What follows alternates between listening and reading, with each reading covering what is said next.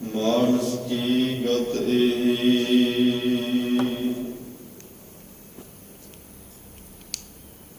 तेरे कवन कवन गुण कह कह गावा। तू साहिब गुणी निधाना, तुमरी महिमा वर्ण न साकों। तू ठाकुर ऊच भगवाना,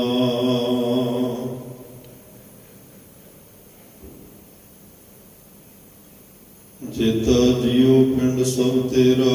तू अंतरजामी पुरख भगवान, दासन दास कह जन नानक।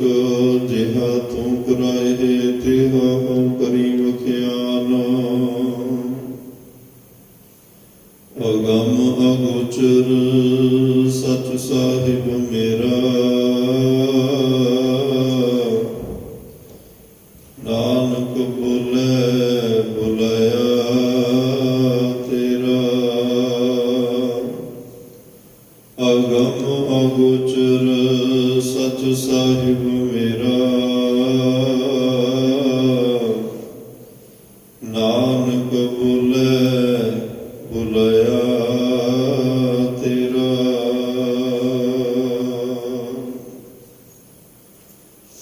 सतनाम श्री वाहिगुरु साहिब जीओ। राम नाम परम धाम, सुध बुध निरीकार। बेसुमार सरवर को काहे जियो। सुथर चित भगत हित, भेख धरियो हरनाकश हरियो। नख बिदार जियो। शंख चक्र गदा पद्म, आप आप कीओ छद्म। अपरंपर पार ब्रह्म लखै, कौन ताहे जियो। सत साच श्री निवास, आद पुरख सदा तुहे। वाहे गुरु वाहे गुरु वाहे गुरु वाहे जियो। शंख चक्र गदा पद्म, आप आप कीओ छद्म। अपरंपर पार ब्रह्म, लखै कौन ताहे जियो। सत साच श्री निवास, आद पुरख सदा तुही। वाहे गुरु वाहे गुरु वाहे गुरु वाहे जियो। वाहिगुरु जी का खालसा, वाहिगुरु जी की फतेह। परम सत्कार दे सम्मानयोग चबर छतर तखत दे मालक, जुगो जुग अटल, सर्व सांझी वालता दे पैगंबर। दीन दुनी दे राखे, मनुखता दे सांझे रहबर। गुरता गद्दी ते सुभाईमान, धन धन धन साहिब श्री गुरु ग्रंथ साहिब जी महाराज। साहिबां दी अपार कृपा बख्शिश रहमत दा सदका आप सरबत माई भाई गुरसिख संगतां गुरुद्वारा सिंह शहीदां विखे अमृत वेले दे दीवानां दी हाजरी भर रहे हो। वडभागे हो, धनता दे योग हो, बख्शिश दे पात्र हो, जिन्हां नूं गुरु चरनां विच गुरु गोदी विच बैठण दा सुभाग समां प्राप्त होया। रब्बी गुरबाणी दे नितनेम सरवण कीते हन। आसा जी की वार दे कीर्तन आप जी ने सरवण कीते हन। उपरंत चल रही श्री गुरु ग्रंथ साहिब महाराज की लड़ीवार कथा गुर शब्द विचार नाल जुड़न दा सुभाग समां भी आपां सारिआं नूं प्राप्त होया है। आओ इस मिले हुए समय नूं गुरु की बात पाके, गुरु की वडियाई, गुरु की महिमा गायन करके ਆਪਣੇ ਜੀਵਨ ਜ਼ਿੰਦਗੀ ਦੀਆਂ ਕੁਝ ਘੜੀਆਂ, ਕੁਝ ਪਲਾਂ ਨੂੰ ਸਫਲ ਕਰਨ ਦਾ ਯਤਨ ਕਰੀਏ, ਗੁਰੂ ਬਖਸ਼ਿਸ਼ ਦੇ ਪਾਤਰ ਬਣੀਏ, ਜਿਸ ਕਰਕੇ ਸਾਡਾ ਮਨੁੱਖਾ ਜੀਵਨ ਸਫਲ ਹੋ ਸਕੇ। ਧਰਮ ਦੀ ਦੁਨੀਆ ਵਿੱਚ ਰਹਿਣਾ ਹੋਵੇ, ਧਰਮ ਦੀ ਦੁਨੀਆ ਦੇ ਵਿੱਚ ਇੱਕ ਸਫਲਤਾ ਹਾਸਲ ਕਰਨੀ ਹੋਵੇ,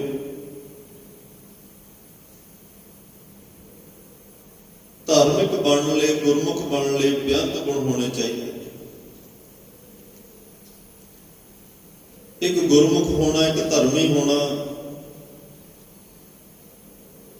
ਕੋਈ ਇਨਸਾਨ ਦਾ ਚਿਹਰਾ ਮੋਹਰਾ ਨਹੀਂ ਬਦਲਿਆ ਹੁੰਦਾ, ਉਹਦੇ ਗੁਣਾਂ ਤੋਂ ਪਤਾ ਲੱਗਦਾ ਵੀ ਇਹ ਧਰਮੀ ਹੈ, ਇਹ ਗੁਰਮੁਖ ਹੈ, ਇਹ ਮਹਾਂਪੁਰਸ਼ ਹੈ, ਇਹ ਸੰਤ ਹੈ। ਜਿਸ ਇਨਸਾਨ ਨੇ ਜਿਹੋ ਜਿਹਾ ਧਰਮ ਦਾ ਲਿਬਾਸ ਪਾਇਆ, ਜੇ ਉਹਦੇ ਕਰਮ ਉਹਦੇ ਨਾਲ ਨਾ ਮੇਲ ਖਾਂਦੇ ਹੋਣ ਤਾਂ ਲੋਕ ਕਈ ਵਾਰ ਸ਼ੱਕ ਕਰਨ ਲੱਗ ਪੈਂਦੇ ਨੇ, ਸ਼ੰਕਾ ਦੇ ਦਾਇਰੇ ਵਿੱਚ ਆ ਜਾਂਦੇ ਨੇ। ਲੋਕਾਂ ਦੇ ਮਨ ਵਿੱਚ ਦੁਬਿਧਾ ਬਣ ਜਾਂਦੀ ਹੈ ਵੀ ਕਰਮ ਕੀ ਨੇ, ਪਹਿਰਾਵਾ ਕੀ ਹੈ, ਲਿਬਾਸ ਕੀ ਹੈ। ਅਸੀਂ ਧਰਮੀ ਸਮਝਦੇ ਸਾਂ, ਪਰ ਇਹਦੇ ਕਰਮਾਂ ਤੋਂ, ਇਹਦੇ ਗੁਣਾਂ ਤੋਂ ਲੱਗ ਨਹੀਂ ਰਿਹਾ ਵੀ ਇਹਦੇ ਕੋਲ ਕੋਈ ਧਰਮ ਹੋਏਗਾ। ਧਰਮ ਦੇ ਅਰਥ ਜ਼ਿੰਦਗੀ ਜਿਉਣ ਦਾ ਤਰੀਕਾ। ਤੇ ਚਲੋ ਸੰਸਾਰ ਦੇ ਅੰਦਰ ਜਿੱਥੇ ਸਭ ਕੁਝ ਵੰਡਿਆ ਗਿਆ, ਉੱਥੇ ਧਾਰਮਿਕ ਪਹਿਰਾਵੇ ਅਲੱਗ-ਅਲੱਗ ਦੇ ਕੇ, ਧਰਮਾਂ ਦੇ ਨਾਮ ਅਲੱਗ-ਅਲੱਗ ਦੇ ਕੇ, ਧਰਮਾਂ ਦੀਆਂ ਮੋਹਰਾਂ ਅਲੱਗ-ਅਲੱਗ ਲਾ ਕੇ ਸਾਡਾ ਧਾਰਮਿਕ ਤੌਰ ਤੇ ਜਿਹੜਾ ਹੈ ਸਭ ਕੁਝ ਉਹ ਵੀ ਵੰਡ ਦਿੱਤਾ। ਤਾਂ ਮਹਾਰਾਜ ਸਾਹਿਬ ਕਹਿੰਦੇ ਆ, ਧਰਮੀ ਬੰਦੇ ਦੀ ਜ਼ਿੰਦਗੀ ਵਿੱਚ ਚੰਗਿਆਈ ਦਾ ਹੋਣਾ ਵੀ ਬੜਾ ਜ਼ਰੂਰੀ ਹੈ। ਚੰਗਿਆਈ ਜਿਹੜੀ ਹੈ, ਇਹ ਦੌਲਤ, ਚੰਗਿਆਈ ਦੀ ਦੌਲਤ ਮਨੁੱਖ ਨੂੰ ਇਨਸਾਨੀਅਤ ਤੌਰ ਤੇ ਅਮੀਰ ਕਰਦੀ ਹੈ। ਚੰਗਿਆਈ ਦਾ ਗੁਣ ਕੋਲ ਹੋਵੇ, ਲੋਕ ਪਰਲੋਕ ਦੀ ਸਹਾਇਕ ਹੈ। ਦੁਨੀਆ ਅੰਦਰ ਜਾਂ ਧਰਮ ਦੀ ਦੁਨੀਆ ਅੰਦਰ ਜਿਹੜੀ ਬੁਰਾਈ ਆ ਉਹ ਦੂਰੀ ਪਾਉਂਦੀ ਹੈ, ਚੰਗਿਆਈ ਨੇੜਤਾ ਬਣਾਉਂਦੀ ਹੈ। ਚੰਗਿਆਈ ਕੋਲ ਨਾ ਹੋਵੇ, ਚੰਗੇ ਗੁਣ ਕੋਲੇ ਨਾ ਹੋਣ, ਸੰਸਾਰਕ ਤੌਰ ਤੇ ਵੀ ਇਨਸਾਨ ਪਛੜ ਜਾਂਦਾ ਹੈ। ਚੰਗਿਆਈ ਕੋਲ ਨਾ ਹੋਵੇ, ਚੰਗੇ ਗੁਣ ਕੋਲ ਨਾ ਹੋਣ ਤੇ ਧਰਮ ਦੀ ਦੁਨੀਆ ਵਿੱਚ ਵੀ ਪਛੜ ਜਾਂਦਾ। ਬੁਰਾਈਆਂ, ਬੁਰੀਆਂ ਆਦਤਾਂ, ਬੁਰੀਆਂ ਗੱਲਾਂ, ਬੁਰੀਆਂ ਵਿਚਾਰਾਂ, ਬੁਰੀ ਸੋਚ, ਬੁਰੇ ਕਰਮ, ਇਹ ਸਾਨੂੰ ਹਰ ਇੱਕ ਖੇਤਰ ਵਿੱਚ, ਸਮਾਜਿਕ, ਧਾਰਮਿਕ, ਰਾਜਨੀਤਿਕ, ਹਰ ਇੱਕ ਖੇਤਰ 'ਚ ਪਿੱਛੇ ਲੈ ਜਾਂਦੀਆਂ ਨੇ। ਚੰਗਿਆਈ ਦੇ ਗੁਣ ਜਿਹੜੇ ਨੇ ਉਹ ਹਰ ਇੱਕ ਖੇਤਰ ਵਿੱਚ ਸਾਨੂੰ ਅੱਗੇ ਇੱਕ ਸਨਮਾਨ ਯੋਗ ਬਣਾ ਕੇ ਅਗਲੀ ਕਤਾਰ ਵਿੱਚ ਸਾਡੀ ਜਗ੍ਹਾ ਬਣਾ ਦਿੰਦੀ। ਤਾਂ ਹੀ ਮਹਾਰਾਜ ਸਾਹਿਬ ਜਪਜੀ ਸਾਹਿਬ ਦੀਆਂ ਤੁਕਾਂ ਆਪ ਜੀ ਨੂੰ ਯਾਦ ਨੇ, ਚੰਗਿਆਈਆਂ ਬੁਰਾਈਆਂ ਵਾਜੈ ਧਰਮ ਹਦੂਰ, ਕਰਮੀ ਆਪੋ ਆਪਣੀ ਕੇ ਨੇੜੇ ਕੇ ਦੂਰ। ਗੁਰਬਾਣੀ ਅੰਦਰ ਮਨੁੱਖ ਲਈ ਵਾਰ-ਵਾਰ ਚੰਗੇ ਲੋਕਾਂ ਦੀ ਸੰਗਤ ਕਰਨ ਦਾ ਉਪਦੇਸ਼ ਹੈ। ਚੰਗੇ ਲੋਕਾਂ ਦਾ ਇਕੱਠ ਹੋਏਗਾ, ਉੱਥੇ ਚੰਗੇ ਮਾੜੇ ਦੀ ਵਿਚਾਰ ਹੋਏਗੀ। ਜਿੱਥੋਂ ਮਨੁੱਖ ਸਿੱਖ ਕੇ ਆਪਣੇ ਅੰਦਰੋਂ ਪਾਪਾਂ ਦੀ ਰਾਸ, ਪਾਪਾਂ ਦੀ ਪੂੰਜੀ, ਪਾਪਾਂ ਦਾ ਜਿਹੜਾ ਅੰਦਰ ਇੱਕ ਵੱਡਾ ਢੇਰ ਲੱਗਿਆ ਉਹਨੂੰ ਘਟਾ ਸਕਦਾ ਹੈ, ਪਾਪਾਂ ਤੋਂ ਆਪਣੇ ਆਪ ਨੂੰ ਮੁਕਤ ਕਰ ਸਕਦਾ ਹੈ, ਚੰਗੇ ਗੁਣਾਂ ਦੀ ਜਿਹੜੀ ਆ ਉਹ ਦੌਲਤ ਇਕੱਠੀ ਕਰ ਲੈਂਦਾ। ਚੰਗਿਆਂ ਕੋਲ ਬੈਠ ਕੇ ਹੀ ਚੰਗੇ ਗੁਣ ਜਿਹੜੇ ਆ ਉਹ ਪ੍ਰਾਪਤ ਹੁੰਦੇ। ਸਤੀ ਪਹਿਰੀ ਸਤ ਭਲਾ, ਬਹੀਐ ਪੜਿਆ ਪਾਸ, ਉਥੇ ਪਾਪ ਪੁੰਨ ਵਿਚਾਰੀਐ, ਕੂੜੈ ਘਟੈ ਰਾਸ। ਜੇ ਚੰਗਿਆਂ ਕੋਲ, ਪੜਿਆਂ ਕੋਲ, ਭਾਵ ਸਿਆਣੇ ਦਾਨੇ ਆਲਮ ਫਾਜ਼ਲ ਲੋਕਾਂ ਕੋਲ ਬੈਠੇਗਾ, ਗਿਆਨੀ ਲੋਕਾਂ ਕੋਲ ਬੈਠੇਗਾ, ਉੱਚੇ ਸੁੱਚੇ ਵਿਚਾਰ ਵਾਲਿਆਂ ਕੋਲ ਬੈਠੇਗਾ, ਤਾਂ ਤੇਰੇ ਅੰਦਰੋਂ ਕੂੜ ਦੀ ਰਾਸ ਜਿਹੜੀ ਆ, ਕੂੜ ਦਾ ਢੇਰ ਉਹ ਘਟੇਗਾ। ਕੂੜ ਦੀਆਂ ਗੱਲਾਂ ਘਟਣਗੀਆਂ, ਬੁਰਾਈਆਂ ਘਟਣਗੀਆਂ, ਚੰਗਿਆਈਆਂ, ਚੰਗੇ ਗੁਣ ਤੇਰੇ ਅੰਦਰ ਪ੍ਰਵੇਸ਼ ਕਰਨਗੇ। ਚੰਗੇ ਗੁਣਾਂ ਦਾ ਤੇਰੇ ਅੰਦਰ ਖਜ਼ਾਨਾ ਜਿਹੜਾ ਹੈ ਉਹ ਸਤਿਗੁਰੂ ਪਾਤਸ਼ਾਹ ਤੈਨੂੰ ਬਖਸ਼ ਦੇਣਗੇ। ਮਨੁੱਖ ਬਹੁਤਾ ਸੁਚੇਤ ਜੀਵ ਹੋਣ ਕਰਕੇ ਇਸ ਕੋਲੋਂ ਚੰਗਿਆਈ ਦੀ ਬਹੁਤੀ ਆਸ ਉਮੀਦ ਰੱਖੀ ਜਾਂਦੀ ਹੈ ਕਿ ਇਹ 84 ਲੱਖ ਦਾ ਸਰਦਾਰ ਹੈ, ਇਹਦੇ ਕੋਲੇ ਮਤ ਵੀ ਹੈ, ਬੁੱਧ ਵੀ ਹੈ, ਮਨ ਵੀ ਹੈ, ਚੰਗੇ ਮਾੜੇ ਦਾ ਨਿਰਣਾ ਇਹ ਕਰ ਸਕਦਾ ਹੈ, ਤੇ ਇਹ ਸਿਆਣਾ ਵੀ ਹੈ, ਪੜ੍ਹਿਆ ਲਿਖਿਆ। ਪਰਮਾਤਮਾ ਨੇ ਇਹਨੂੰ ਬੋਲਣ ਲਈ ਸ਼ਬਦ ਵੀ ਦਿੱਤੇ ਆ। ਪਸ਼ੂਆਂ ਕੋਲ ਆਵਾਜ਼ ਤਾਂ ਹੈ ਪਰ ਸ਼ਬਦ ਨਹੀਂ। ਸਾਰਕ ਕਾਬਲੀ ਵਾਲਿਆਂ ਨੇ ਤਾਂ ਲਿਖਿਆ ਹੈ ਕਿ ਕੁਝ ਗੱਲਾਂ ਤਕਰੀਬਨ ਸਾਡੀਆਂ ਪਸ਼ੂਆਂ ਨਾਲ ਸਮਾਨ ਅੰਤਰ ਨੇ। ਇੱਕ ਦੋ ਚੀਜ਼ਾਂ ਕਰਕੇ ਅਸੀਂ ਉਹਨਾਂ ਤੋਂ ਅੱਗੇ ਆ, ਨਹੀਂ ਸਭ ਕੁਝ ਭੋਜਨ ਨੀਂਦਰਾ ਭੋਗ ਪੈ ਇਹ ਪਸਪੁਰਖ ਸਮਾਨ ਭੋਜਨ ਅਸੀਂ ਵੀ ਛਕਦੇ ਹਾਂ, ਉਹ ਵੀ ਖਾਂਦੇ ਆ। ਨੀਂਦ ਸਾਨੂੰ ਵੀ ਆਉਂਦੀ ਹੈ, ਪਸ਼ੂਆਂ ਨੂੰ ਵੀ ਆਉਂਦੀ ਹੈ। ਭੋਗ ਬੱਚੇ ਸਾਡੇ ਵੀ, ਉਹਨਾਂ ਦੇ ਵੀ ਆ। ਭੈ ਡਰ ਸਾਡੇ ਮਨ ਵਿੱਚ ਵੀ ਆ, ਉਹਨਾਂ ਦੇ ਮਨ ਵਿੱਚ ਵੀ ਹੈ। ਭੋਜਨ ਨੀਂਦਰਾ ਭੋਗ ਪੈ ਇਹ ਪਸਪੁਰਖ ਸਮਾਨ, ਇਹ ਪਸ਼ੂ ਤੇ ਪੁਰਖ ਵਿੱਚ ਸਮਾਨ ਅੰਤਰ ਹੈ। ਨਰਨ ਗਿਆਨ ਨਿਜ ਅਦਗਤਾ ਗਿਆਨ ਬਿਨਾ ਪਸ ਜਾਨ। ਜਿਹੜੇ ਕੋਲ ਗਿਆਨ ਨਹੀਂ ਹੈ, ਪਰਮਾਤਮਾ ਦੇ ਘਰ ਦੀ ਕੋਈ ਸੋਝੀ ਨਹੀਂ, ਸ਼ਬਦ ਨਹੀਂ, ਵਿਚਾਰ ਨਹੀਂ, ਗਿਆਨ ਨਹੀਂ, ਉਸ ਗਿਆਨ ਤੋਂ ਹੀਣਾ ਇਨਸਾਨ ਜਿਹੜਾ ਉਹ ਪਸ਼ੂ ਤੇ ਮਨੁੱਖ ਵਿੱਚ ਇੰਨਾ ਹੀ ਫਰਕ ਆ। ਪਸ਼ੂਆਂ ਕੋਲ ਗਿਆਨ ਕੋਈ ਨਹੀਂ, ਇਨਸਾਨ ਕੋਲ ਗਿਆਨ ਹੈ। ਅੱਜ ਵੀ ਜਿਸ ਬੰਦੇ ਕੋਲ ਕੋਈ ਗਿਆਨ ਨਾ ਹੋਵੇ, ਕੋਈ ਸਿਆਣੀ ਗੱਲ ਨਾ ਕਰਦਾ ਹੋਵੇ, ਲੋਕ ਉਹਨੂੰ ਵੀ ਪਸ਼ੂਆਂ ਨਾਲ ਤੁਲਨਾ ਦੇ ਦਿੰਦੇ, ਉਹਨੂੰ ਵੀ ਨਿਖਿਤ ਜੂਨਾਂ ਨਾਲ ਤੁਲਨਾ ਦੇ ਦਿੰਦੇ ਆ। ਜਿਹਦੇ ਕੋਲੇ ਇਨਸਾਨੀ ਮਨੁੱਖੀ ਜਾਮਾ ਹੁੰਦਿਆਂ ਹੋਇਆਂ ਕਰਤੂਤ ਪਸ਼ੂ ਕੀ ਮਾਨਸ ਜਾਤ, ਜਿਹੜਾ ਜਾਮਾ ਉਹ ਤਾਂ ਮਨੁੱਖਾਂ ਵਾਲਾ ਹੋਵੇ ਪਰ ਕੰਮ ਮਨੁੱਖਾਂ ਵਾਲਾ ਕੋਈ ਨਾ ਕਰਦਾ ਹੋਵੇ, ਇਨਸਾਨ ਵਾਲਾ ਕੰਮ ਕੋਈ ਨਾ ਕਰਦਾ ਹੋਵੇ। ਤਾਂ ਹੀ ਗੁਰੂ ਨਾਨਕ ਸਾਹਿਬ ਨੇ ਸੱਜਣ ਠਾਕੁਰ ਨੂੰ ਕਿਹਾ ਸੀ ਵੀ ਨਾਮ ਤੋਂ ਸੱਜਣ ਰਖਾਇਆ, ਕੰਮ ਸੱਜਣਾ ਵਾਲੇ ਨਹੀਂ। ਸੱਜਣ ਲੋਕ ਠੱਗੀਆਂ ਨਹੀਂ ਮਾਰਦੇ, ਸੱਜਣ ਬੇਈਮਾਨੀਆਂ ਨਹੀਂ ਕਰਦੇ, ਸੱਜਣ ਕਿਸੇ ਨੂੰ ਵਿਸ਼ਵਾਸ ਵਿੱਚ ਲੈ ਕੇ ਕਤਲ ਨਹੀਂ ਕਰਦੇ। ਸੱਜਣ ਤਾਂ ਉਹ ਹੁੰਦੇ ਆ, ਸੱਜਣ ਸਹੀ ਨਾਲ ਮੈਂ ਚੱਲਦਿਆਂ ਨਾਲ ਚਲਨ, ਜਿੱਥੇ ਲੇਖਾ ਮੰਗੀਐ ਤਿੱਥੇ ਖੜੇ ਸਨ। ਸੱਜਣ ਉਹ ਨੇ ਭਾਈ ਆਪਣੇ ਮਿੱਤਰਾਂ ਦੋਸਤਾਂ ਦੇ ਨਾਲ ਚੱਲਣ, ਜਿੱਥੇ ਲੇਖਾ ਹੋਵੇ ਉਹਦੇ ਨਾਲ ਖੜੇ ਹੋ। ਤੇਰੇ ਵਰਗੇ ਸੱਜਣ ਨਹੀਂ ਹੁੰਦੇ। ਅੱਜ ਬਹੁਤਾਤ ਇਹੀ ਹੁੰਦਾ ਹੈ, ਨਾਮ ਕੁਛ ਹੋਰ ਨੇ, ਕਰਮ ਕੁਛ ਹੋਰ ਨੇ, ਤੇ ਮਨੁੱਖਾ ਜਾਮਾ ਪਾ ਕੇ ਕੰਮ ਮਨੁੱਖਾਂ ਵਾਲੇ ਇਨਸਾਨ ਘੱਟ ਕਰਦਾ ਹੈ। ਤਾਂ ਹੀ ਲੋਕ ਸ਼ੱਕ ਦੀ ਨਿਗਾਹ ਨਾਲ ਵੇਖਦੇ ਆ, ਤਾਂ ਹੀ ਇਨਸਾਨ ਦੇ ਮਨ ਵਿੱਚ ਜਿਹੜਾ ਉਹ ਸ਼ੰਕਾ ਪੈਦਾ ਹੋ ਜਾਂਦਾ ਹੈ। ਮਹਾਰਾਜ ਸਾਹਿਬ ਕਹਿੰਦੇ ਚੰਗਿਆਈ ਦੇ ਆਸਰੇ ਹੀ ਇਹ ਸਾਰਾ ਸੰਸਾਰ ਜਿਹੜਾ ਉਹ ਸਵਰਗ ਬਣ ਸਕਦਾ ਹੈ। ਜੇ ਚਾਰ ਸਵੇਰੇ ਚੰਗਾ ਹੀ ਚੰਗਾ ਹੋਣ ਲੱਗ ਜਾਏ, ਸਾਰੇ ਲੋਕ ਚੰਗੇ ਬਣ ਜਾਣ, ਚੰਗਿਆਈਆਂ ਸਭ ਕੋਲ ਆ ਜਾਣ, ਚੰਗੇ ਗੁਣ ਸਭ ਕੋਲ ਆ ਜਾਣ, ਜਦੋਂ ਚੰਗੇ ਗੁਣ ਮਨ ਵਿੱਚ ਆ ਗਏ ਫਿਰ ਚੰਗੇ ਮਨ ਵਿੱਚੋਂ ਵਿਚਾਰ ਵੀ ਚੰਗੇ ਨਿਕਲਣਗੇ। ਜਿੰਨੀ ਦੇਰ ਤੱਕ ਮਨ ਚੰਗਾ ਨਹੀਂ, ਮਨ ਨਿਰਮਲ ਨਹੀਂ, ਮਨ ਸਾਫ਼ ਨਹੀਂ, ਚੰਗੇ ਵਿਚਾਰ ਨਹੀਂ ਆ ਸਕਦੇ। ਜੇ ਵਿਚਾਰ ਚੰਗੇ ਨਹੀਂ ਆਉਣਗੇ ਤਾਂ ਉਹ ਕਿਸੇ ਦੇ ਭਲੇ ਹਿੱਤ ਕਿਵੇਂ ਹੋ ਸਕਦੇ ਆ? ਫਿਰ ਉਹ ਫਿਰਕਾ ਪ੍ਰਸਤ ਵਿਚਾਰ ਹੋ ਸਕਦੇ ਆ, ਕਿਸੇ ਖਾਸ ਲਈ ਤਾਂ ਚੰਗੇ ਹੋ ਸਕਦੇ ਆ, ਹਰ ਇੱਕ ਪ੍ਰਾਣੀ ਮਾਤਰ ਵਾਸਤੇ ਨਹੀਂ। ਪਰ ਅਕਾਲ ਪੁਰਖ ਵਾਹਿਗੁਰੂ ਪਰਮਾਤਮਾ ਦਾ ਇਹ ਸਿਧਾਂਤ ਹੈ, ਉਹਨੇ ਸਾਨੂੰ ਏਕਤਾ ਦੀ ਲੜੀ ਵਿੱਚ ਪਰੋਇਆ। ਮਾਟੀ ਏਕ ਅਨੇਕ ਭਾਂਤ ਕਰ, ਸਾਜੀ ਸਾਜਣਹਾਰੇ। ਇੱਕ ਮਿੱਟੀ ਦਾ ਸਾਨੂੰ ਪਰਮਾਤਮਾ ਨੇ ਸਾਰਾ ਸੰਸਾਰ ਇੱਕੋ ਮਿੱਟੀ ਦਾ ਬਣਾਇਆ। ਭਾਜਨ ਹੈ ਬਹੁ ਨਾਨਾ ਰੇ, ਇੱਕੋ ਮਿੱਟੀ ਦੇ ਕਿੰਨੇ ਤਰ੍ਹਾਂ ਦੇ ਭਾਂਡੇ ਬਣਾ ਦਿੱਤੇ, ਕਿਉਂਕਿ ਸਾਡਾ ਮਾਲਕ ਇੱਕ ਹੈ, ਸਾਡਾ ਮਾਂ ਬਾਪ ਇੱਕ ਹੈ, ਸਾਡੀ ਅੰਸ਼ ਵੰਸ਼ ਇੱਕ ਹੈ, ਸਾਡਾ ਖਾਨਦਾਨ ਇੱਕ ਹੈ। ਜੋ ਰੱਬ ਦਾ ਖਾਨਦਾਨ, ਜੋ ਰੱਬ ਦਾ ਸਿਧਾਂਤ, ਜੋ ਰੱਬ ਦਾ ਸਭ ਕੁਝ ਹੈ, ਉਹੀ ਪਰਮਾਤਮਾ ਨੇ ਸਭ ਮਨੁੱਖਾ ਜਨਮ ਨੂੰ ਦਿੱਤਾ ਹੈ, ਮਨੁੱਖਾ ਜਾਮੇ ਨੂੰ ਦਿੱਤਾ ਹੈ, ਸਮੁੱਚੀ ਕਾਇਨਾਤ ਨੂੰ ਦਿੱਤਾ ਹੈ। ਪਰ ਇਨਸਾਨ ਨੇ ਹਰ ਇੱਕ ਚੀਜ਼ ਵਿੱਚ ਵੰਡੀਆਂ ਪਾ ਕੇ ਇਹਨੂੰ ਸਾਰੇ ਹਰ ਇੱਕ ਚੀਜ਼ ਨੂੰ ਕਈ ਹਿੱਸਿਆਂ ਦੇ ਵਿੱਚ ਵੰਡ ਦਿੱਤਾ, ਜਿਹਦੇ ਕਰਕੇ ਲੋਕ ਆਮ ਲੋਕਾਂ ਨੂੰ ਜਿਹੜਾ ਨਿਰਣਾ ਕਰਨਾ ਔਖਾ ਹੋ ਗਿਆ। ਪਾਤਸ਼ਾਹ ਕਹਿੰਦੇ ਜੇ ਚਾਰ ਸਵੇਰੇ ਭਾਈ ਚੰਗੀ ਵਿਚਾਰ ਵਾਲੇ ਲੋਕ ਹੋਣਗੇ, ਚੰਗੀ ਸੰਗਤ ਵਾਲੇ ਲੋਕ ਹੋਣਗੇ, ਚੰਗੇ ਗੁਣਾਂ ਵਾਲੇ ਲੋਕ ਹੋਣਗੇ, ਇਹ ਸੰਸਾਰ ਕਿਸੇ ਸਵਰਗ ਤੋਂ ਘੱਟ ਨਹੀਂ ਹੋਏਗਾ। ਵੈਸੇ ਨਰਕ ਸਵਰਗ ਦੀ ਗੱਲ ਗੁਰਮਤ ਨਹੀਂ ਕਰਦੀ, ਪਰ ਇੱਕ ਸੰਕੇਤਕ ਸ਼ਬਦ ਨੇ। ਜਿੱਥੇ ਬਹੁਤਾ ਦੁੱਖ ਵਰਤਦਾ ਹੋਵੇ ਆਪਾਂ ਕਹਿੰਦੇ ਜਿੱਥੇ ਦਾ ਨਰਕ ਭੋਗ ਰਹੇ ਆ, ਜਿੱਥੇ ਬਹੁਤੇ ਸੁੱਖਾਂ ਦੀ ਗੱਲ ਖੁਸ਼ਹਾਲੀ ਹੋਵੇ ਆਪਾਂ ਕਹਿੰਦੇ ਜੀ ਤਾਂ ਜਿਉਂਦੇ ਜੀ ਸਵਰਗ ਭੋਗ ਰਹੇ ਆ। ਇਹ ਸੰਕੇਤਕ ਸ਼ਬਦ ਨੇ।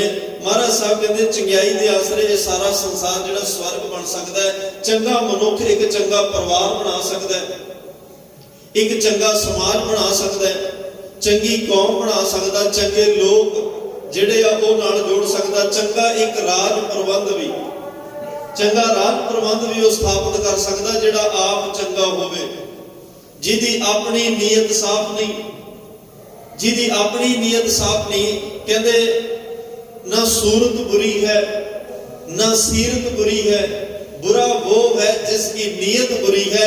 जिहदी नीयत दे विच कालख होवे, जिहदी नीयत चंगी ना होवे, वो सारियां तो ही बुरा हुंदा। सूरतां दी गल नहीं, शक्लां दी गल नहीं, किसी दी चंगी माड़ी होवे ना होवे, परमात्मा दे हत्थ विच है। पर जे कोई इंसान सोच करके माड़ा कहे, ਉਹਦੀ ਨੀयत ਚੰਗੀ नहीं, नीयत साफ नहीं, ਉਹ ਫਿਰ ਜੇ ਇੱਕ ਘਰ ਦਾ ਮੁਖੀਆ ਤਾਂ ਘਰ ਨੂੰ ਲੈ ਡੁੱਬੇਗਾ, ਇੱਕ ਜਥੇਬੰਦੀ ਦਾ ਮੁਖੀਆ ਤਾਂ ਜਥੇਬੰਦੀ ਨੂੰ ਲੈ ਡੁੱਬੇਗਾ, ਜੇ ਇੱਕ ਕੁਝ ਸਮਾਜ ਦਾ ਮੁਖੀਆ ਉਹਨੂੰ ਲੈ ਡੁੱਬੇਗਾ। ਜੇ ਉਹਦੇ ਹੱਥ ਵਿੱਚ ਰਾਜ ਪ੍ਰਬੰਧ ਦੇ ਦਈਏ ਤਾਂ ਉਹ ਆਪਣੇ ਸੂਬੇ ਨੂੰ, ਆਪਣੇ ਦੇਸ਼ ਨੂੰ ਲੈ ਡੁੱਬੇਗਾ, ਜਿਹਦੀ ਨੀਅਤ ਸਾਫ਼ ਨਾ ਹੋਵੇ, ਜਿਹਦੀ ਵਿਚਾਰ ਚੰਗੀ ਨਾ ਹੋਵੇ, ਜਿਹਦੇ ਕੋਲ ਗੁਣ ਚੰਗੇ ਨਾ ਹੋਣ।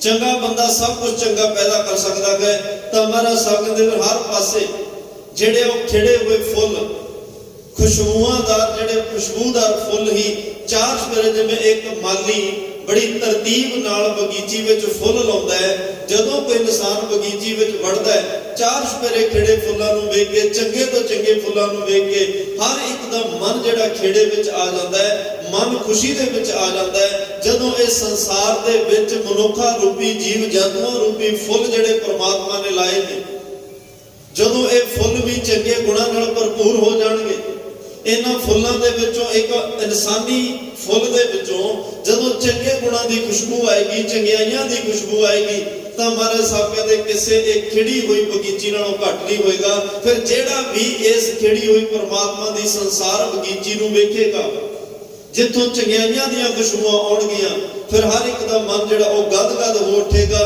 ਹਰ ਇੱਕ ਦੀ ਰਸਨਾ ਤੋਂ ਵਾਹਿਗੁਰੂ ਵਾਹਿਗੁਰੂ ਵਾਹਿਗੁਰੂ ਸ਼ਬਦ ਨਿਕਲ ਕੇ ਉਹ ਪਰਮਾਤਮਾ ਨੂੰ ਧੰਨ ਕਹੇਗਾ, ਗੁਰੂ ਨੂੰ ਧੰਨ ਕਹੇਗਾ, ਜਿਹਦੀ ਇਹ ਅਚਰਜ ਲੀਲਾ, ਜਿਹਦੀ ਇਹ ਅਚਰਜ ਲੀਲਾ, ਇਹ ਸੰਸਾਰ ਦਾ ਇੱਕ ਖੇਡ ਤਮਾਸ਼ਾ ਪਾ ਕੇ ਇੰਨੇ ਚੰਗੇ ਲੋਕ ਪੈਦਾ ਕਰਕੇ ਸੰਸਾਰ ਨੂੰ ਚੰਗਾ ਬਣਾ ਦਿੱਤਾ ਹੈ।